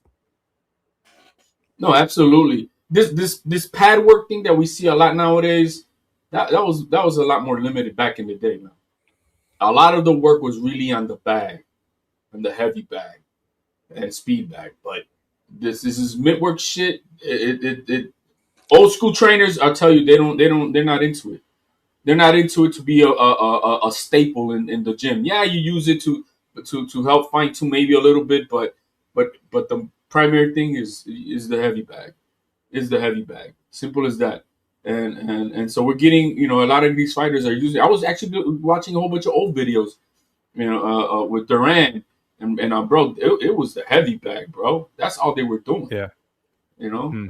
So I mean, to each his own. But I think the mitt is something that that's morphed into being like something really, really, really important. But I think like what I saw you do today, hitting the different bags, hitting the pear bag. What's that big heavy bag called? The bag, double right? end bag, acorn. The There's acorn bag. There's a water bag. They have their functions, and you're practicing and you're leveraging those punches. So yeah, I think that's more important. I like one of my favorites is that water bag because you can throw hard as shit and your knuckles will be okay, your wrist will be okay. It absorbs a lot of the shock, and it's like hitting a body, or that's how it feels like. It kind of, your punches kind of goes into their body a little bit, right? So that's what my. Let me ask you this though, because I see a lot of people. I even saw you do it, and I'm trying to understand what is the purpose of just the pity pat shots on the bag. You're just touching. Is that just for conditioning? Is that conditioning? Because I don't see you getting nobody like that. I mean, so what is the point? No. I'm gonna tell it like I was told from my trainer. You know how you run your feet when you go jogging? Right. You got to do the same with your arms. You got to run your arms like you run your feet. That's why I was told. But can't you do that by practicing real shots? Sometimes, and sometimes you need to get your breath back. It is conditioning, but you're conditioning your shoulders. Okay, that's what I'm saying. It has to be a conditioning more type of thing because you're not practicing a shot. It's got to be to get a burn, fight the lactic acid, and build and try to build up that. But okay, all right. I was just trying to understand it because there's a lot of things that I didn't understand. I didn't understand why like people throw these fast uppercuts, and like before I was boxing myself, I didn't understand why fighters threw this fast like uppercut. I'm like, there's no way you're going to hit somebody like that, but there is hand-eye coordination there, and your body just to be able to react that fast. But with straight punches on the bag, the way that I was taught was you have to run your arms like you run your feet, and I believe that, bro, because I'll tell you this, your arms get super tired, bro, when you throw hard as shit. Like, and so if the more conditioning you have in your shoulders, better that you can be at your technique, and at the end rounds. When I train people, I usually train them to get in shape before I teach them any technique, because it's really hard to throw technique over and over again without your form, going down. So a lot of the people, a lot of the time, people ask me to show them something. I'm like, you don't have the strength in your shoulders to do this. So first, as long as you're hitting eye level or higher, you're burning the right parts of your shoulder. So if I'm in front of a bag, I want to be just like this, just to get my shoulders like this. And then, if you want to take it up a notch, you punch above where your eyesight is, and even more than that, if your knees are bent, try to bend your knees like Tank does. Like one of my favorite fighters to watch, because he's short as shit, but he even gets shorter when he fights. He brings a lot of the leverage from his hips and his legs, and not like Ryan Garcia. Ryan's tall. He's on like tippy toes, and he's drawing you in. That's what I'm saying. There's different ways of throwing this hook, and this video for me has uncovered that people dip into their left hook, people wind up. Canelo's got a horrendous tail, not a tail, but like that shit is wide as shit. Yeah, it's gotten so wide over the years.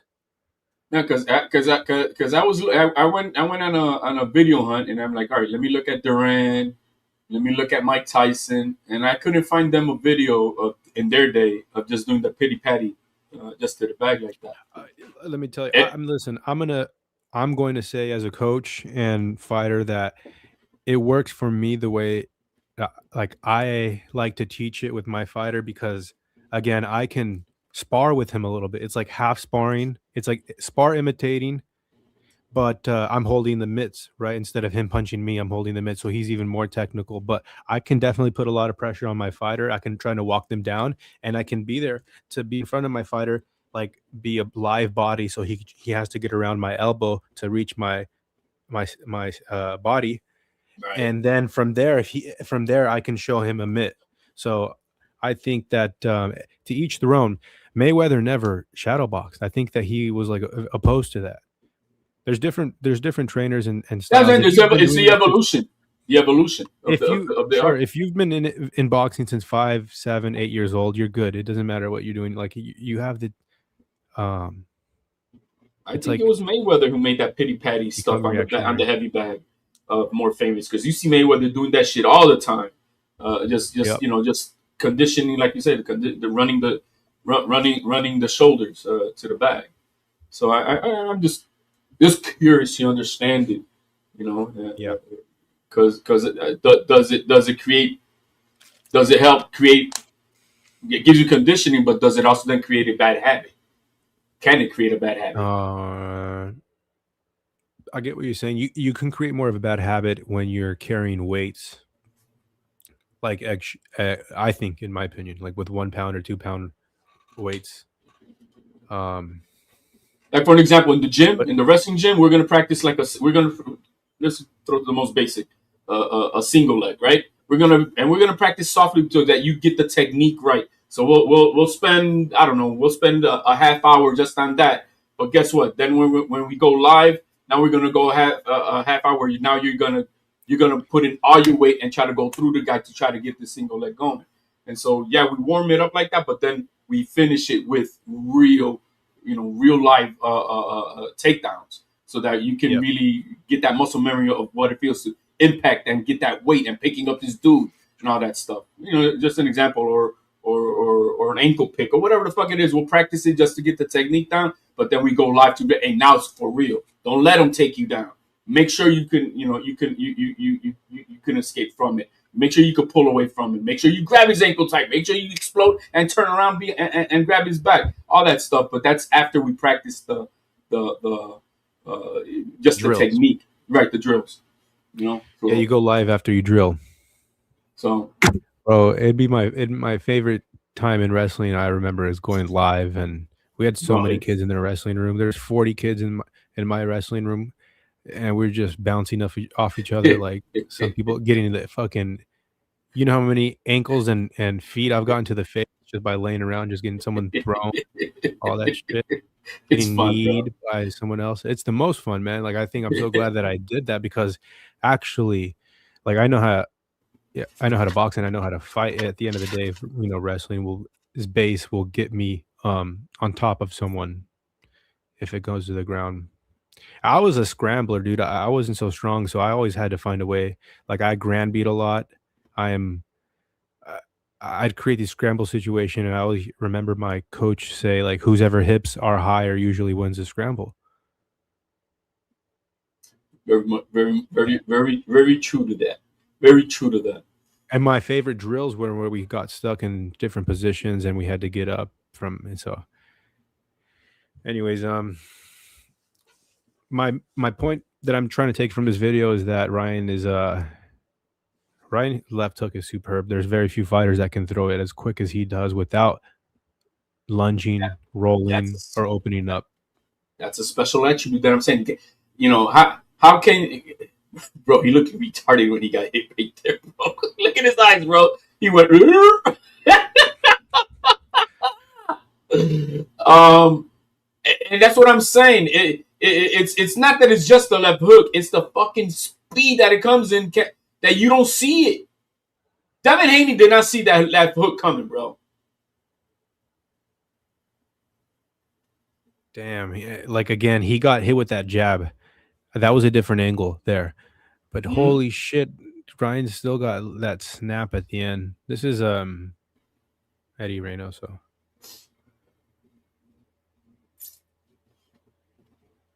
This is with Fortuna, right? Oh, no, who's this guy? El Chavo. Man, he was just a baby there.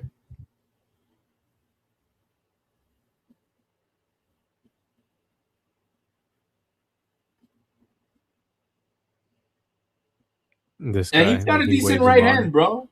He's got a decent right hand too, bro. I mean,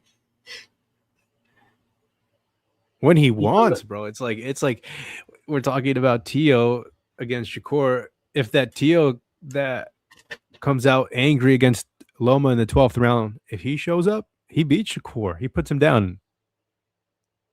He probably wins the fight. Well, that's in a dog fight though. That's the Tio in a dog fight. You know what I mean? But can you create that dog fight when the other guy is not willing to engage? There's a difference there. Lomachenko was willing to engage. He stood toe to toe with Tio.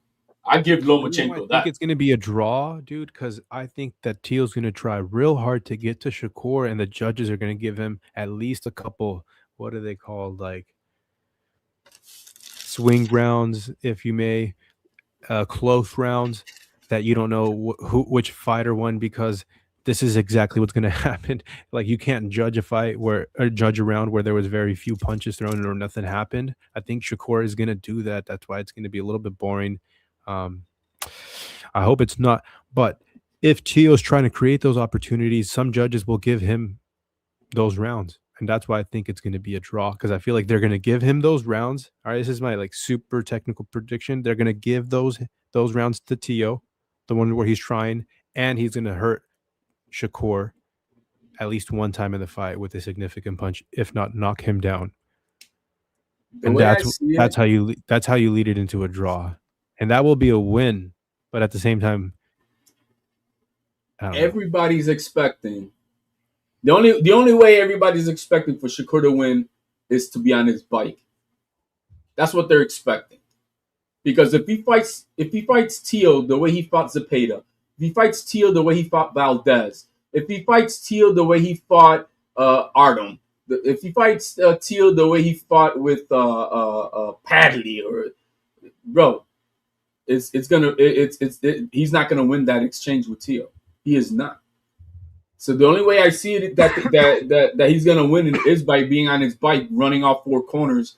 And they giving him a sympathy win by thinking that that's boxing and shit. That's the only way I see it. Because if it's a toe-to-toe, if it's like the way he fought Padley, Valdez, Conceição, yeah, it's gonna be a much better fight. And I don't think on the 50-50, I don't think that Shakur could beat Tio on the 50-50 exchanges. I just don't see it. I don't see it. I'm still the only fight that I've seen Shakur being like so demolishing on his offense was against Jamel Herring. That's it. Who fought in BKFC this weekend? Yeah, man, my guy fought this weekend on that shit. I saw that. You like Jamel Herring? Yeah, man, he's bro. He's a I got empathy for the Devil Dog Marines, bro. So just the way it is, bro. But in that fight with Shakur, you brought up Mill City. I'm on my Mill City shit. I reached out to some fighters today. I got back access to my Instagram, and I'm reaching out to like really good fighters. I think that I think I can get them on. So also realize that a couple things Mill City does, which gets more engagement than others. So I'm on my shit. I'm gonna try to get Jermaine Ortiz. I'm gonna try to get an interview with him before Keyshawn, and I reached out to him, and I reached out to him, Tio, and Nahir Albright. That's the other one that I think I can have a better chance of getting on. Yeah, you could get an Albright. You could get an Albright. You're not gonna get Tio anytime soon before this fight. Probably not. But what I do want to what it shows more than anything is like I'm gonna ask him for an interview this fight, and then I will ask 6 months from now when he has another one, or 2 years from now, and at least it plants a seed. Absolutely. It doesn't hurt, and it never hurts. Nope. Sure don't. But I feel these fighters hardly get reached out to. If anything, when they do so, I think I can get Albright. I actually am only reaching out to people that I'm fans and would enjoy having a conversation with. I think that's where that's number one, my number one rule. Would I enjoy having a conversation with this person, as a fan, as a student of boxing? I think that's where my edge is a little different than others. I'm not trying to get so much. I'm also trying to build a relationship and coming at it at a different perspective. So yeah, we'll see what happens. Yeah, you gotta start somewhere.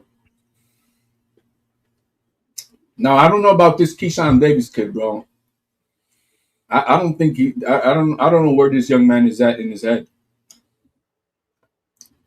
The only thing that worries me with is that does Jermaine Ortiz have the dog in him to go at him? But the way this kid is talking, he just doesn't. I don't think he's all there. I think he's got way too much pressure. Keyshawn Davis. Yeah. And he's faking this confidence. I think. Maybe I'm wrong. Yeah. Yo, I don't know if I've heard your take on Virgil Ortiz suing his promoter Oscar. No, it's just it's a power grab. You got to understand that he's asking for $7 million for this fight versus Boots, but that's not the same. This is not the same offer that he's getting now that he did 2 times before with Turkey. Turkey offered the Boots fight to Ortiz, but that was Turkey's money. This time it's not Turkey's money. This time it's just the Zone's money, Eddie's money, and that it's not. And the offer is not the same. The offer is not the same. 2, I really think Turkey has a lot to do with this because he's not offering to want to be involved in this fight. I think he wants that rift between Ortiz and De La Hoya. and maybe he's gonna try to, hey, if he could break out of the contract, I could sign you too to Zuffa because I just signed Jayo Pataya. Hey, signing Virgil Ortiz would be a big name for Zuffa Boxing. So he's trying to get out of that contract. Okay, so he's trying to get out of the contract. Do you think any less of Oscar and his contracts because Canelo tried to get out, and I think he did. And Ryan's still underneath his contract. Very different circumstance. Okay. Very different. All right. So it's different. All right. Yeah, it's a very different circumstance. We don't have to go into it too much. So it's just you say it's a different circumstances for sure. But I mean, when this I see all that comes time down to money. I'm just weary, bro, because I have a fighter, and I'm thinking, I'm like, which way do we go with that motherfucker's gonna be dead, right? Bob Arum is gonna be around in 8 years. No, but Bob Arum is no longer he's no longer the operator. He's on the board. Yeah, Bob has not been running the company on a day-to-day basis for a minute now. Bob is a figurehead. His son-in-law is the one who's running the company. Who's that? I don't want to get his name here, but his son-in-law is the one who's running the company. Fine. Yeah, it's fine. Anyways, I'm thinking, which way do we go? Like the zone, Top Rank, is PBC going to be around? Is the landscape of boxing going to be different in 8 years? Where you like? That's what I'm saying. It's going to be Turkey. It's going to be Zuffa. They just signed Jaya Pataya, and I think they will sign. If Virgil is to get out of this contract, he will sign with Zuffa. That's a big name for Paramount Boxing.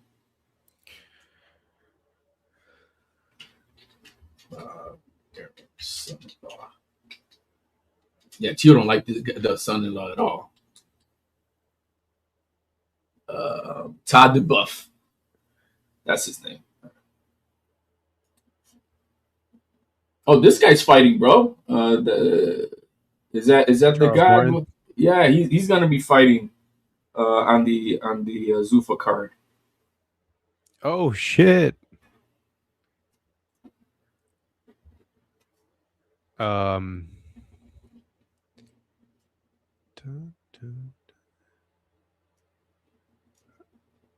Everybody's expecting we have big out the gate. Here's a Reddit post. Do you plan on watching Zuffa Boxing TKO? Question.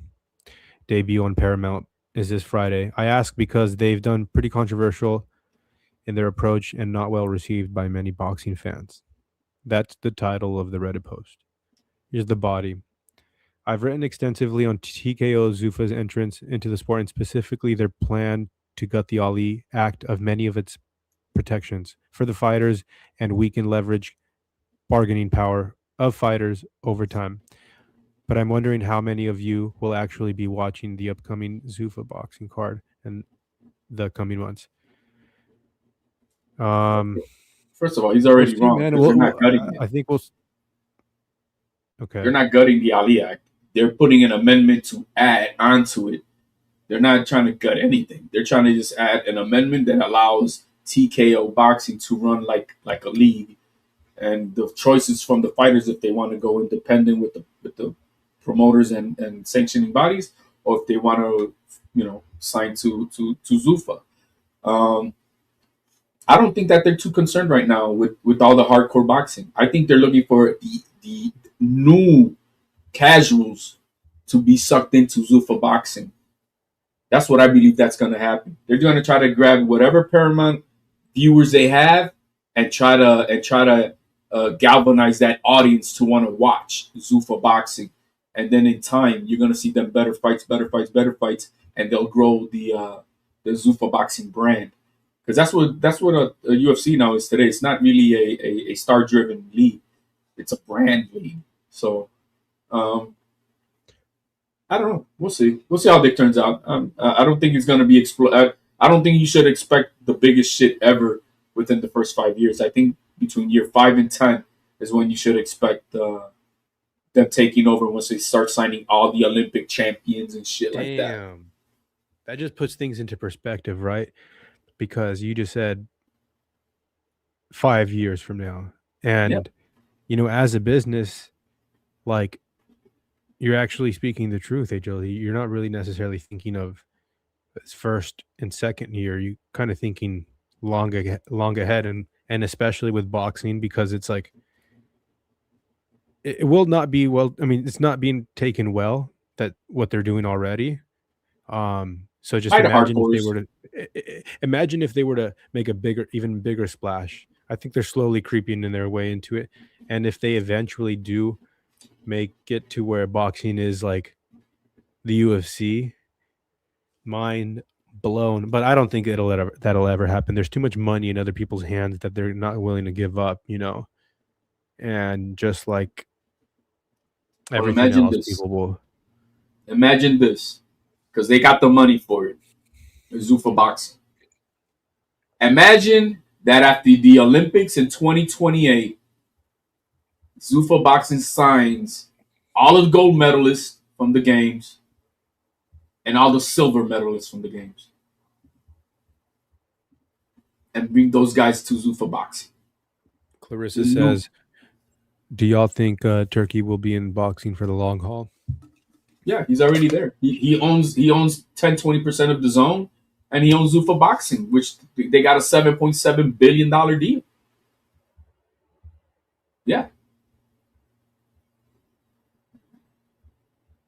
Yeah, he's not going anywhere. And if it's not him, it's still going to be ahead of the Saudi prince who's going to be in his place. We will see, Clarissa. I mean, I did the timeline of Turkey in another live stream, which am kicking myself in the butt because I didn't save the timeline. I fucked it up on accident.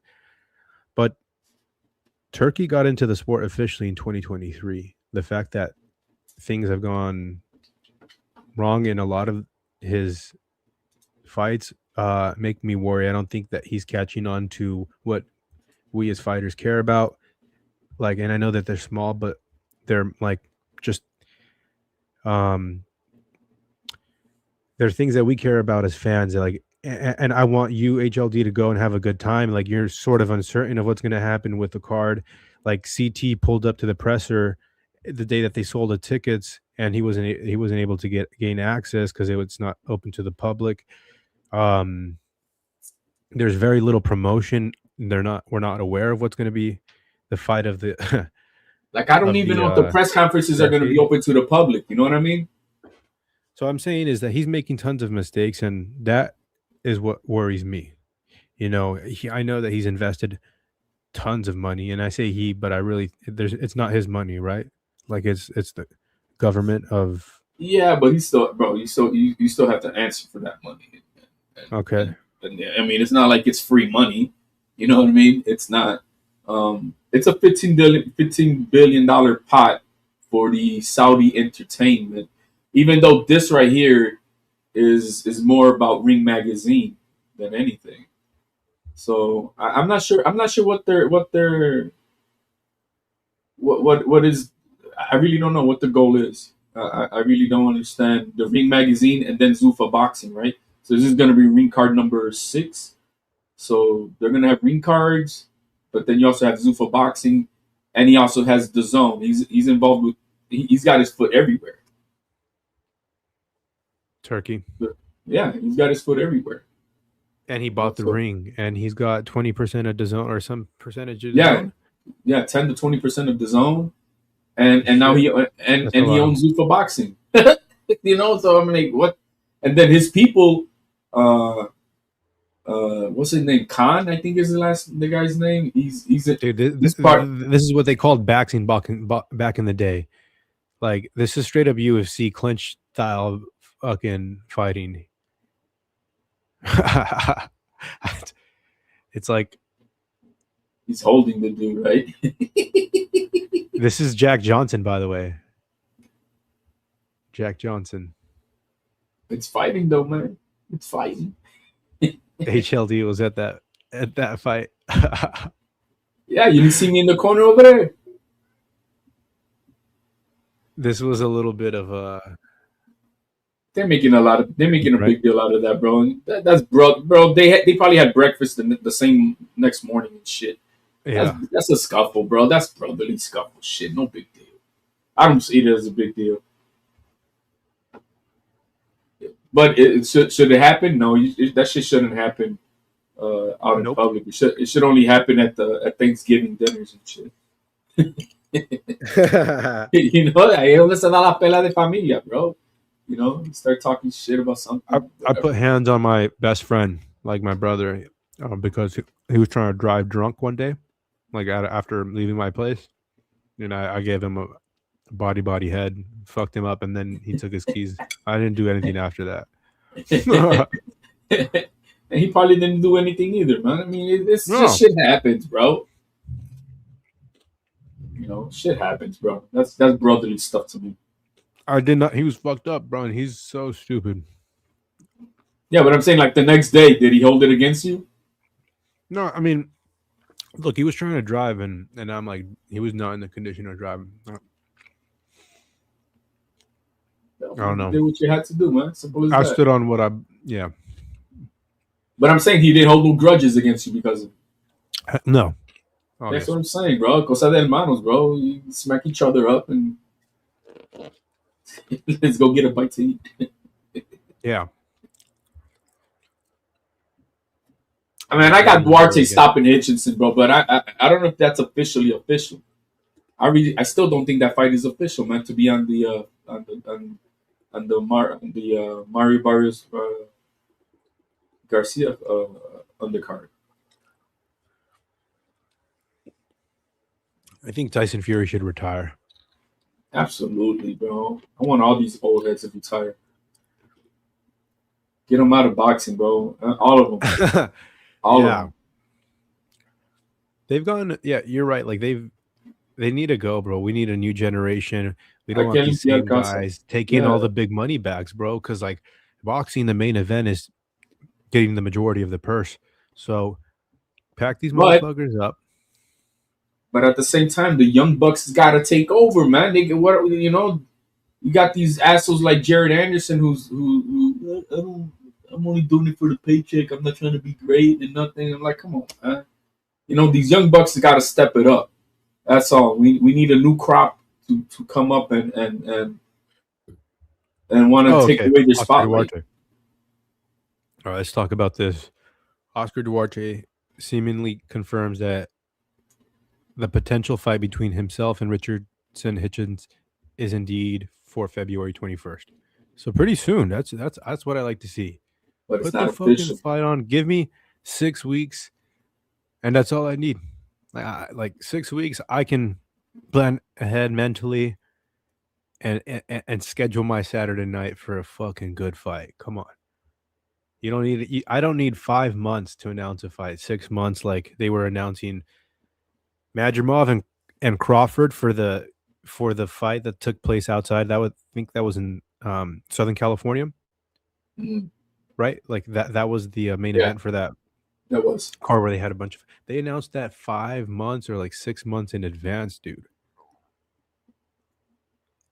Well, I'm trying to see what long venture does Turkey Al-Sheikh have involved? Because I know he tried to do soccer, but is he still involved with the soccer? Duarte could be a tough style matchup for Hitchens. The Lemos fight showed me doesn't like pressure. Duarte has limitations, which Hitchens can take advantage of, but he won't respect Hitchens' power. Huh. I think Duarte is a much better fighter than Lemos, and Lemos, man, put hands and feet on Hitchens. I thought he lost that fight. He was kicking his ass, bro. So I think Duarte is a much better fighter, and I don't think that I think he's a much better fighter than let's see here. What does He's Richard a fighter Hitchens? where I'm a little skeptical of steroids. Hey man, if that's what it is, that's what it is, man. I'm sorry, all the because bro, the reality is, like all the classics fights from the 90s, everybody was on that shit. Everybody was on it, bro, and we got literally the best fights, bro. Oh yeah. In the 80s and 90s, we got literally the best fights ever. And it's because everybody was juicing, bro. Everybody was juicing. But it made for better fights. Tell you, Evander Holyfield was not on some EPO or some fucking bro. He had everything in him, bro. He had Hell everything. no, bro. I know, but I'm fucking unbelievable to think that he wasn't on some shit. Of course, bro, he was, bro. They know. I'm trying to see if what. Let me see Richard, because Richard normally be talking, right? Is he out here saying that he's gonna fight Duarte?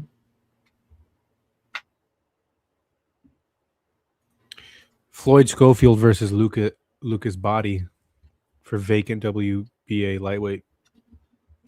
I hope they make that Lamont Roach versus Kid Austin instead of Lucas Body. That's a good fight. I'd rather see Roach. I'd rather see Roach. Yeah, you see this kid. This guy's bro. He's not talking about nothing, bro. He ain't talking about Duarte at all. Hitchens. At all. This guy's running from everybody, bro. I think that he sees his contemporaries much like he are getting what he thinks he deserves, and I think that's exactly what he's forcing himself out of fights because he thinks that he should earn the same as Devin Haney. I think a lot of these guys think that they could get out of there fighting. Like, well, Hitchens actually he's a free agent. Eddie Hearn. He's not signed to Eddie Hearn anymore. So, I mean, is he hoping? See, I think a lot of guys are trying to weigh their options. They're hoping that Turkey, with Zuffa Boxing would want to sign them, but I don't think they understand that they're not going to be signing people with lucrative offers like that. I don't think that's happening. Oh, Virgil Ortiz, I think biggest payday, I think according to the lawsuit, was $2 million, bro. Who? For Virgil Ortiz, his biggest payday was $2 million. That's a lot of money. But he's asking for 7 to fight Boots. And with the promoters, you're not going to get that big jump like that because for the promoters to do that, they need a return on investment. That means you got to sell a lot of pay-per-views and sell tickets. It's not the same for Turkey. Okay. How much are they offering? 5? He was offered. It was $2 million plus $1 million if he wins. I think it is. Or 5% So if he wins. No. That's what. That was being offered. I read the documents 2 days ago, and he's arguing that he wants 7. And like, well, this is what's on. This is what I was saying. This is what's on the table, because it's not Turkey who's offering the money. This is the zone. This is Eddie Hearn. Who knows, man? But they're all thinking that they probably all thinking that Eddie Hearn, that Zuffa Boxing is going to be signing all these free agent guys like they did just yesterday with Jayo Pataya. Yeah. Yo, what do you think about my statement? I think Tank is the most exciting fighter and my favorite fighter to watch today. Bullshit aside. I think like he's got this style where any second of the fight he can knock you out, and that's just to me is it's some of the most entertaining shit to watch, man. It's sad. Like I'm talking specifically about the boxing and in the ring. That's what grasped my attention. I've never seen Tank Davis fight live. Oh, for real? And no, I don't. Let me take that back. I saw him in a group watch. I put like $20 into the pot to watch him against Ryan Garcia. It was a group watch with some other YouTubers, but I've never seen him. I'm gonna watch the fight this weekend. Nope, never. I don't respect what he's doing. I've been calling him the Globetrotter of boxing for 5-6 years now. Yeah. So no me interesa. I agree. I'm talking about stylistically, he's hella entertaining in the ring.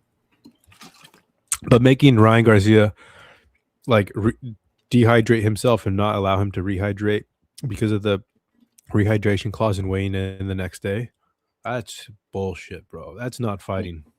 Well, it's two things. He brought him in at a catch weight, and he, bringing him down to a catch weight and having a rehydration clause on top of that. So it's two things that he did against Ryan. But hey, guess who told him not to do that? Oscar De La Hoya told him not to do it. Don't do that. Oh, he went above it. Oh, it's my fight. I get to do what I want, blah, blah, blah. So la pagaste tú. And the same thing's going to happen with Virgil. I think you have to listen to the guy who knows which way to move.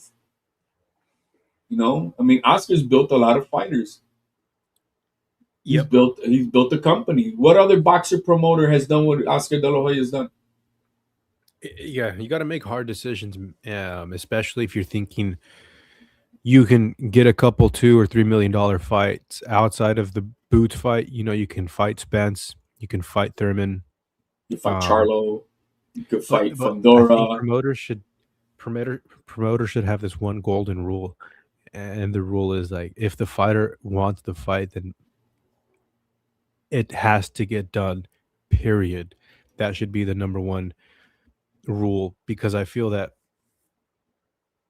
then we get away with fights not happening in their primes, and Anthony Joshua Wilder or Pacquiao and Mayweather and all these fantasy boxing is really a fantasy sport, man. You don't see the fights that should happen with all of the fighters in the 35 and 40 pound weight division, but none of them are willing to fight each other. This is a fantasy fucking sport. You got to understand is that, like you said, the fighters should let it, but there's a lot of things on the back end of the business that we don't know, like how much money the promoter ends up investing in a fighter. There's a return on investment, not only per fight, but on the investment of the fighter. You're going to have to pee. Well, guys. Clarissa, to me, it sounds like Virgil wants 3 options. He's not suing to fight Boots. He says he's supposed to have at least 3 options. Well, those 3 options, as we speak today with what Oscar's saying, could be with the fighters of PBC. We just had Charlo come out saying, yo, man, send me the contract. I'll fight Virgil. Right? So you could fight Virgil. You might make a fight with Spence. The winner of Fundora and Thurman. That's another fight that can happen. But I understand. I read there's support that per fight, per every fight that they're trying to make, there should be a total of 3 names. You want to choose these 3 names who you want to fight. And I understand what you're saying, Clarissa. Are you forgetting that they got in the ring after, though? They faced off against each other, and they've both said that they want to make it happen. We as boxing fans, that's all we've been talking about for the last 2 months is like, the fight going to happen or is it not? And as soon as it was sort of tottering, I knew right away it wasn't going to happen. And Virgil looked like the one who wasn't too interested, though. When Boots came into the ring, I'm not pointing fingers. I'm not pointing fingers anyway, but I'm just saying this, man. Too many times have fighters tried to line shit up in the ring. We all get excited, and it doesn't happen. Like, do you ever think that Tio and Devin are ever gonna scrap? Oh yeah. Especially after the 31st. I see Tio moving up. I think he wants to move up already. I think he'll make this one defense. The last defense at 140. And the thing, if his contract allows it, because he would have one more fight that he has to pay Top Rank with. But because he has stipulation on his contract. That's the problem. His stipulation is that every time he wins a belt, it extends his contract by 3-4 fights. But Tio, as the super WBO champion at 140 could move up after the 31st and become the immediate next mandatory for Devin Haney. So that fight can happen next, but I don't know if that's going to happen next because if Ryan Garcia wins, I see Haney and Ryan Garcia fighting later this year. Yeah. And maybe Teal gets his feet wet at 147 before there's a challenge to fight out. Because Teal was supposed to fight the winner. Teal was supposed to fight Crawford, man. That's who he's supposed to fight. Well, that was a far stretch because he was trying to make that fight. The fight that's supposed to have happened was against Boots, because he was part of the tournament for that. He does well against Boots. It should have been. Now you got to remember that he was supposed to then also face the winner of Haney and the way it was set up for that night. Garcia wins the 147 belt. Haney fights against wins against Ramirez. We see the winner of that fight each other, Ryan Garcia and Devin Haney, for the rematch. Teal was supposed to fight Boots, and then the winner of those two fights fight each other, but that got all thrown off the way because it's so funny that I was just bringing this up. What is the worst or most disappointing fight between great fighters? What comes to mind? I think it's gonna be the Mayweather-Pacquiao fight. Yeah, but just in your personal experience, like for you.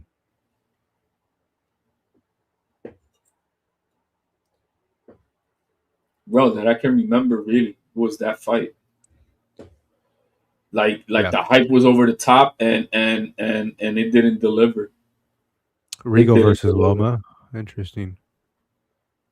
Who said that? I think the third fight between Amanda and Katie. Like, I know the first two were wars, but I was hyping up the third like it was going to be stupendous. I was. That was a letdown. That was a letdown. That was a letdown. But it's excusable when you have two great fights.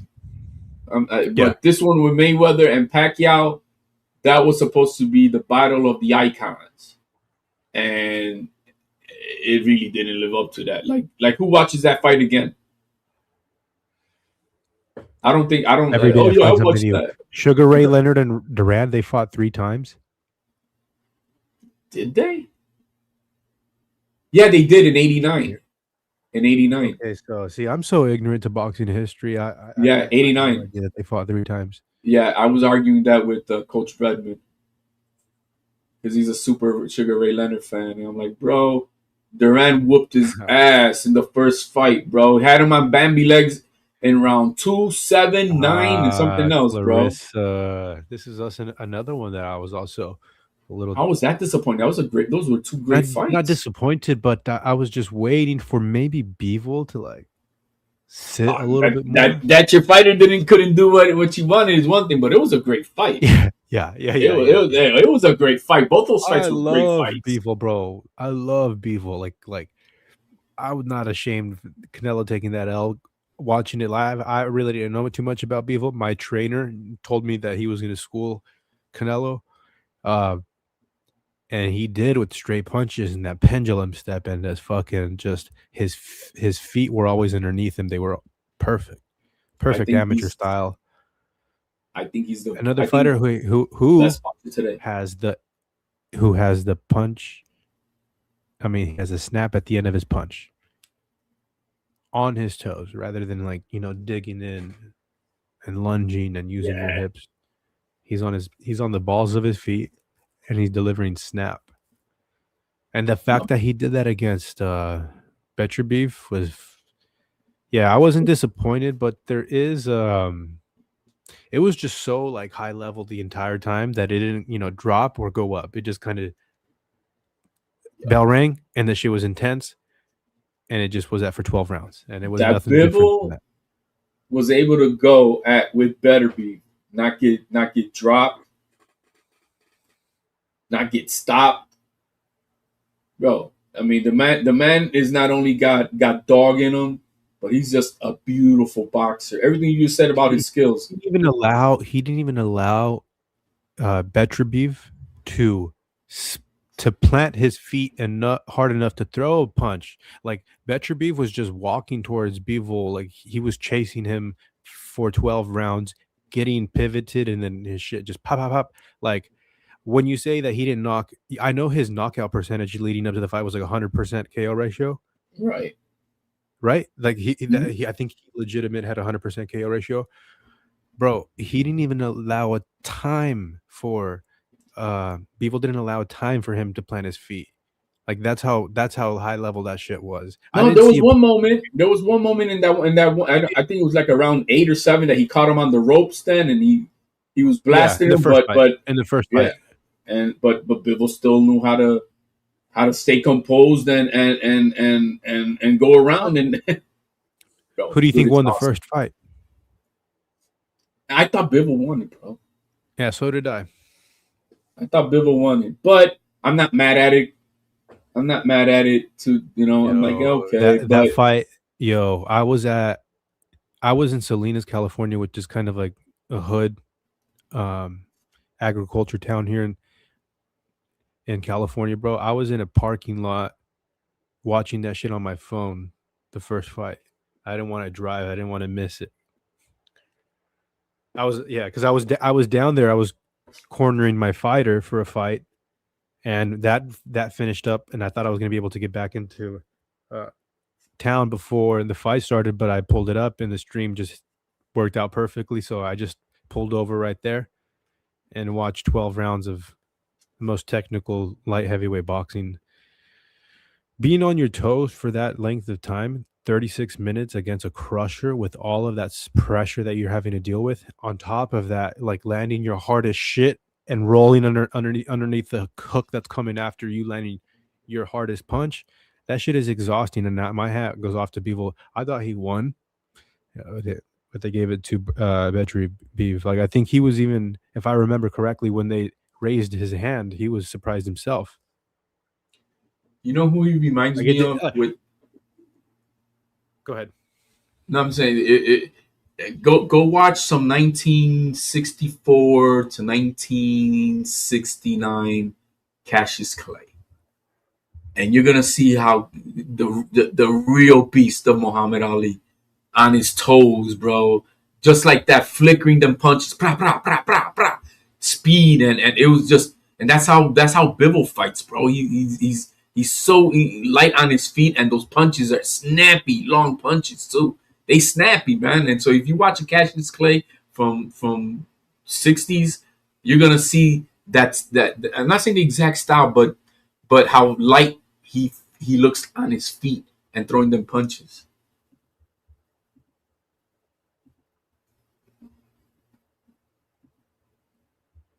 But that was. Here we're gonna go to a highlight. We're gonna go to a highlight in the fight. You won't get zapped, would you?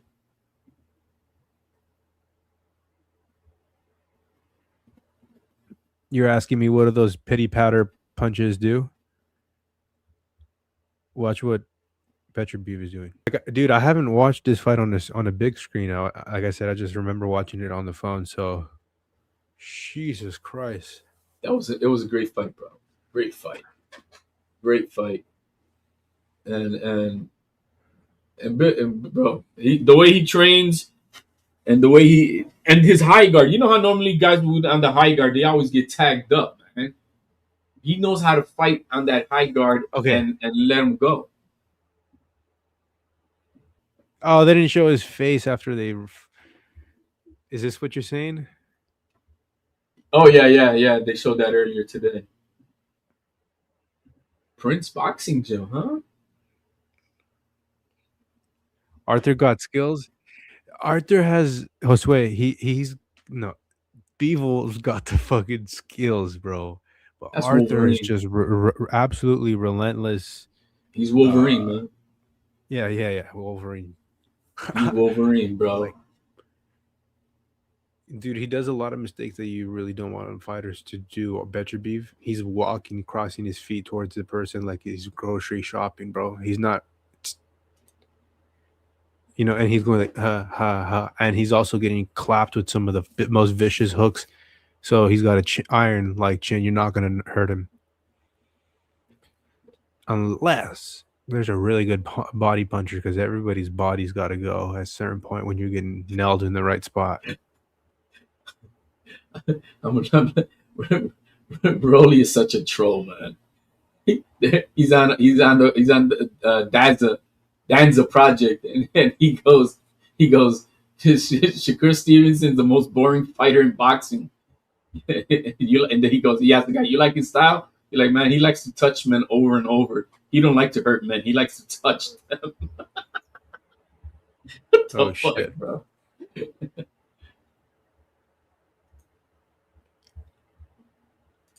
Let me see if there's any news popped up here, man. Josue says, but at the same time, Arthur is the bigger man, the more dense muscle weight. Yep. He's the stronger man. That I get. That you are right about that. Any news here? Lamont Roach says, if Schofield says, if not Schofield next, he would like to fight Pitbull in a rematch. Let's see what we got. Mill City's was doing Floyd Schofield's senior's interview, right? Yeah, I was on there for a little while, man, but it's hard to listen. It's hard to listen to him, bro. Yeah. But he had like over 400 people on the live though. So the guy brings views. Yep.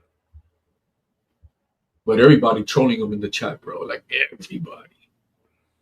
What is he? How do you get on? Like, is it a StreamYard or the platform? Is it like how do you get invited on? Or he sends you the link on Instagram. Oh, for sure. Gotcha. Yeah. But at the same time, Arthur's a bigger man, the more dense muscle weight. Yeah, that's right, Josue. He's also 40 years old or 41 or something like that. Yo, did you see what Clarissa Shields did, bro? No. Here, you could play this. Let's talk about Andy Cruz and Murataya. Yeah. He said, "No, I don't want to talk about that." No, I pulled this up. I was looking at. Here, I could just give you the synopsis. She called into a podcast show, pretending to be a fan, defending herself. Oh, that's so cringe, dude. I don't want that embarrassment. I don't even want it. I don't want that embarrassment, bro. It's like it was her. You know it was her. Like, her voice. Hell, she has a distinct voice too. You couldn't, bro. Y'all trying to. Y'all talking shit about her. Like, it was crazy, bro. And the interviewer, he's acting like he's trying to play it off. He's trying to play it off. It wasn't her. Let's do this here. Let's react to Dana White, Zuffa Boxing, reacting by Ariel Helwani. Contradictory plans. He just doesn't like Dana White either. They're at odds big time.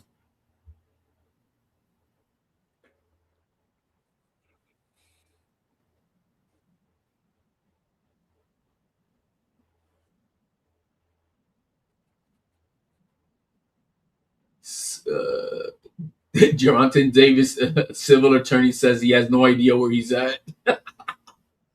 Bro, if you don't turn himself in by tomorrow, he is screwed.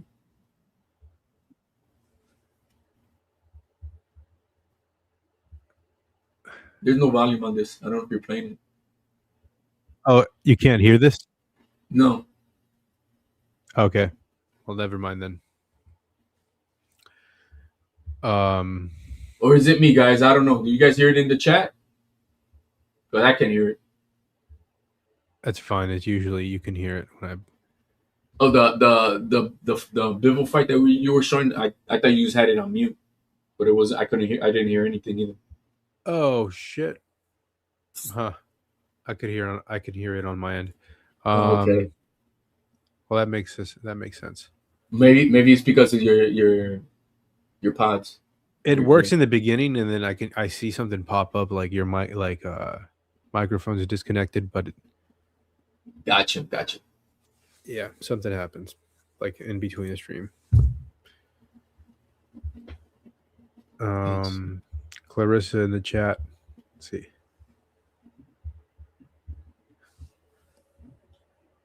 Actually, I've been going off for 2 hours and 40 minutes. I think I'm going to wrap it up there, HLD. All right. I'm watching. I'm watching some Teofimo Lopez sparring Guillermo Rigondeaux. Somebody put it up on Twitter. Is that new? Have we seen that before? I've never. No, I mean it's not. It's new to me because I've never seen it. It's like a 3-minute clip. Here, I'll put it in the chat so you can watch it later if you want. Pull it. Send it in the chat. Let's watch it. Yeah, and here it is. It's right there in the private chat. There you go.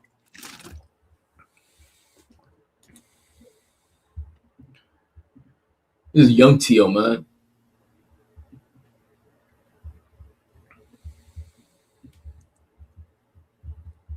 Nah, was he? This was 2014, and he was catching Rigondeaux at 14. Nah, he was born in 2000. No, I'm saying the sparring that I just put in the chat for you to put up. Oh, that one. They're saying this was in 2014. So he was born in 2000. Was he? Tio? Tio's 28. So 97. 98. 98.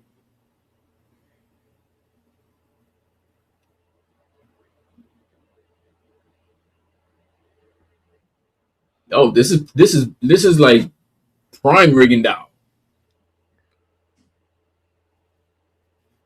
He was an animal back then, bro. The thing is, he as he got older, Tio's 18 here, something like that, or 17. Okay, well he looks young. Yeah, he's a young kid, bro. And watch, man, he catches them, bro. This is so good, man. You know.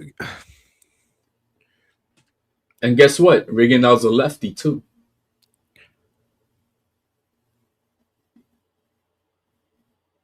Wow. That's amazing, man.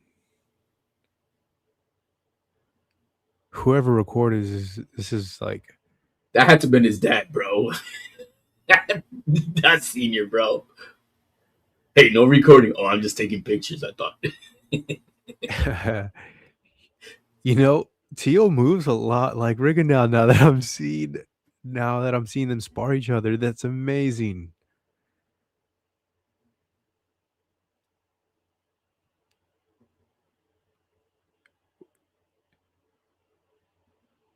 Like that, all of that right there. Rigondeaux doesn't want to throw shit, bro. I mean, look at what Rigondeaux is going in circles, bro. He ain't trying to do shit. Is he trying? He's working with them. He's working with it. I'll tell you exactly what's happening. Yeah, that's what I think it is. I think that it's so difficult because he is such a good amateur. Like he's gonna touch you, right? But so Rigondeaux doesn't want to like force a fight, and so he's just working with the kid as the best that he can. Because he also doesn't want to lay it on him, but he can. He obviously has overwhelming power to. See how Tio blocks his punches with his own punch, bro? He shoot. It's hard to spar down. Do you know what I'm saying? Like when you have someone game in front of you and you're taking it easy, it's hard to be like, I'm gonna put 80% on this punch on this power, or like 60%, but you're not throwing 100, so it comes back 100%. You know what I'm saying? That's never firing off. So now even here, is he cutting off the ring? Rigondeaux or Tio? Tio's doing a good job cutting off the ring. Yeah. You think so? I think it's just good sparring around. I didn't pay too close attention to that. I just think that it's the beginning was better. So let's watch that. Right. Right, because I mean, this is what Rigondeaux was doing. He was on his back foot.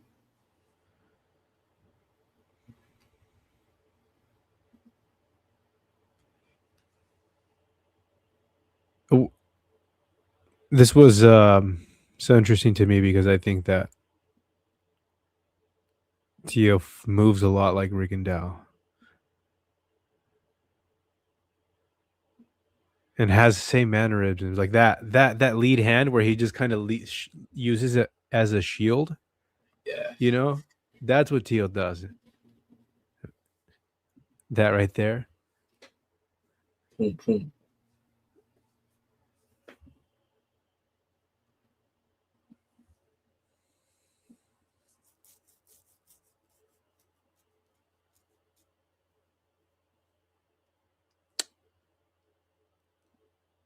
Okay, so yeah, this is Rigondeaux. This is what That, feet can do. If he can just do this, he didn't like break a sweat. Now, I like watching Rigondeaux move.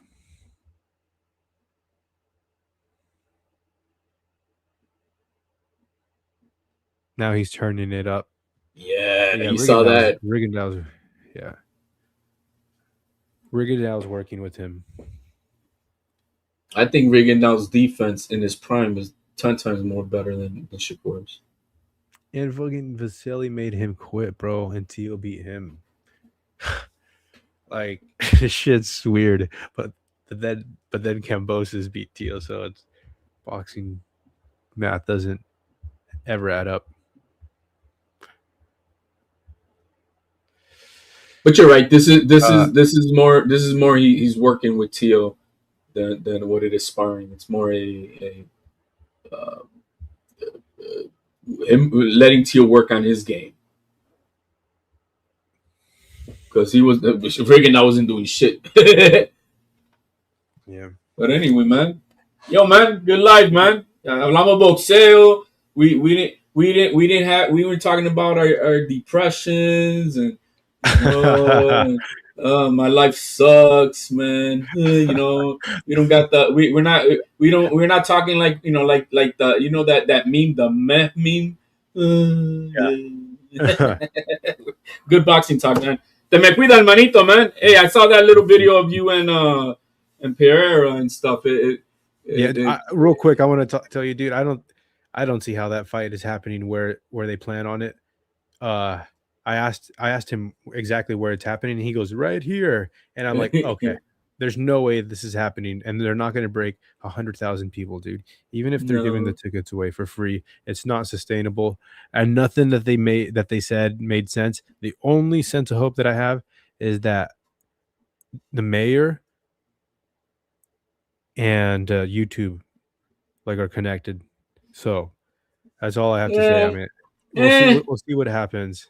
I will, bro. I mean, I that's why I was saying that night before, like, yeah, just go in there, no high expectations, just listen to them out, get a feeling, and it's good for you anyways to learn, the networking and talking and whatever else. Oh yeah, man. I think it definitely sparked a fire, and like, you got to be prepared and sort of ready to introduce yourself at all times. Man. I think that with boxing is like, like I've been in it for some time, so I know some people, and I see the same people around at that event. It was like a boxing reunion with all the gyms that I have been around. Okay. So, well, good deal, man. That's all who pulled up. We'll see what happens with that. I'm going to cover it regardless of whether a big boxing fight happens there or not. It's a story either way. Like, you go, man. You go, and like I said, man, it's part of the grind. Sometimes there's a lot of waste. If they shit the bed, if like this is a failure, I'm going to cover it from like the inside out. So I think I have a story either way. Do you know what I'm saying? Exactly. Exactly. I have a. Veremos, hermanito, man. Good deal, man. Thank you for coming on and talking. Ya tú sabes, hermanito, man. But watching you in that bag, bro, from all these from all the professional amateurs that we've been seeing and on Border Wars, and the guys be coming up on the panels and I fight and blah blah blah, bro. I got you cleaning all their clocks, bro. I got you cleaning all of their clocks, and I'm not saying it just to be here because man, I got you cleaning all of their clocks. Well, HLD, you like said something a couple months ago on the panel, like you said you never know what you can get in with Aiden Ross, bro. I'm thinking if I can build a following big enough that I can like market myself to fight, because ultimately that's what I would have liked to do this, where I can sort of quit my day job but still be involved in real estate like as a part-time. Anyways, I would like to do this full-time enough to get a fight. So anyways, I'm thinking maybe 1 or 2 years ahead as well, bro. Like do you remember saying that at all? Bro, I wouldn't even wait no 1 or 2 years. Yo, Aiden, man. No, I know. I'm doing now exactly. When's the next one you got? Here's my tape, bro. Bro, give me one guy. Who's your best guy at this weight? Whatever, bro. Who's your best guy at this weight? And go. Hell yeah, bro. Yeah. No, I'm there, bro. Because I'm like, I could leverage all of this, and you know what? Even after the fight, I could have an even bigger following. And one thing that I'm trying to do, bro, is I'm trying to like get it from the mud. I'm not trying to go on the way of the boxing voice. Like I will go on Border Wars if it lines up, but I want to like create my path and get my own following. I have this plan that I'm putting together to get my own following. So Clarissa says and I have HLD cleaning all of their cars. Yeah. Hey, Clarissa, you're projecting what you want to do, sweetheart. But if you want to do that, hit my DM. You never know. You never know. Yeah, now we know. Now we know what she's thinking about. We'll see. All right, we're about to finish up a 3-hour show. Yeah, bro. We're gonna go into the deep end here. Hey, but hermanito, hit him up and bro, you never know. There's not too many guys will do that, bro. It'll be demolition, bro. No, we can't do that because then Mexico will gain one more on us, bro. We don't need that. Oh shit! I got FunTruck all the way. I seen that fool. I seen that slow poke, bro. He moves like a zombie, man. Come on, bro. You beat his ass. You'll beat his ass. We'll give Marco the clout. No, but do you know what I'm saying about like the boxing voice? I'm not trying to be in like sort of propelled by that sort of fan base. We'll see what happens. I think Aiden Ross is the spot, bro. We're all in the trenches. Yeah, man. I'm looking ahead. Oh, let me see when is next. Go to brand risk. Who knows, bro? Bro, get in it, bro. You know how many people watch that shit? I was there was one night that they were on, people were just streaming it on YouTube, illegally and shit, bro. And they all had like 20,000 people watching it live. So you imagine and then that name you got too. FunTruck is catchy, bro. And you go in there and you clock somebody out. Oh shit! Yeah, you make a name, man. Do that.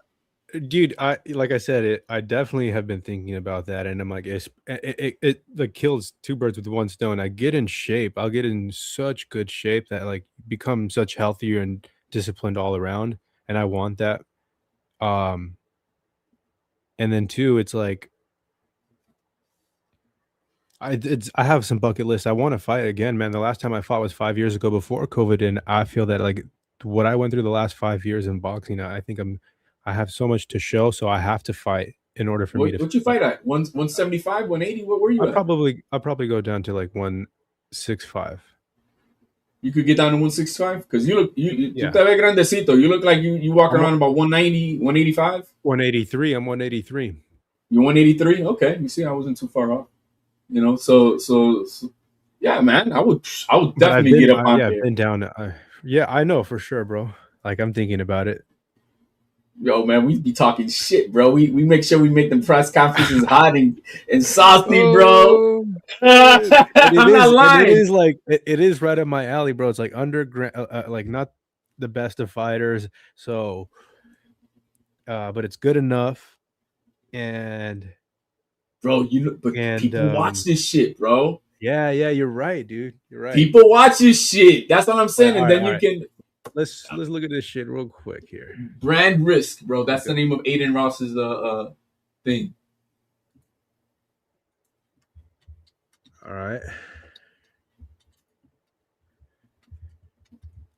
And I don't know if you've ever seen the fighters that they have. They're not, bro. They're they're what I call also the professional. Oh shit, dude! You know what I read? What's that? Premier boxing event and creator fights. So I'm becoming a content creator. Let's go. Well, look at they got a fight going on in Miami on the 23rd. Brand Risk. Oh my gosh, bro! Fucking, this is the fight that's happening here. I'm gonna pull it up on the screen in just a sec. What the fuck? They're gonna have the fight of the cuckolds, bro. Yeah, that's what I was about to bring up. The fight of the cuckolds, bro. You know how many people are gonna watch that, bro? Bro, porque la gente son loco, bro. Oh my gosh. Now look up the guys that are underneath there, bro, and none of these guys are like, you know what I mean? They're not that. They're as good as the guys that be probably on Border Wars and shit. Yep. All right. Let's look at the events. Do they have any more events? I only saw that one. But okay, no, that's the latest one. Yeah, there's a lane. There's a lane.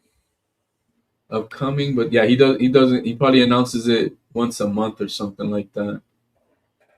But fighters. Oh, you got to sign to them, bro. Oh, they got an active roster, bro. Oh shit. They got a midget. They got, bro. So you would be see, he's got Jerry, I think he's a midget. Is he a midget? How tall is that dude? He looks like a midget. Let's see. We'll see. So you would be a super. Definitely, I have my eye out there. No, I can fight from 65 to 75. He's got a lot of welterweights. Oh, he's got a middleweight guy.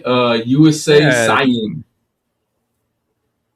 Bro, you beat his ass, man. Just with that ugly ass mustache he wearing, bro. You beat his ass. You see it. He's got a lot of welterweights, bro. I'm gonna wrap it up, HLD. Está bien, hermanito, man. Hablamos ahí in the next one, bro. Yep. Peace out, everybody. Thanks. Hit the like.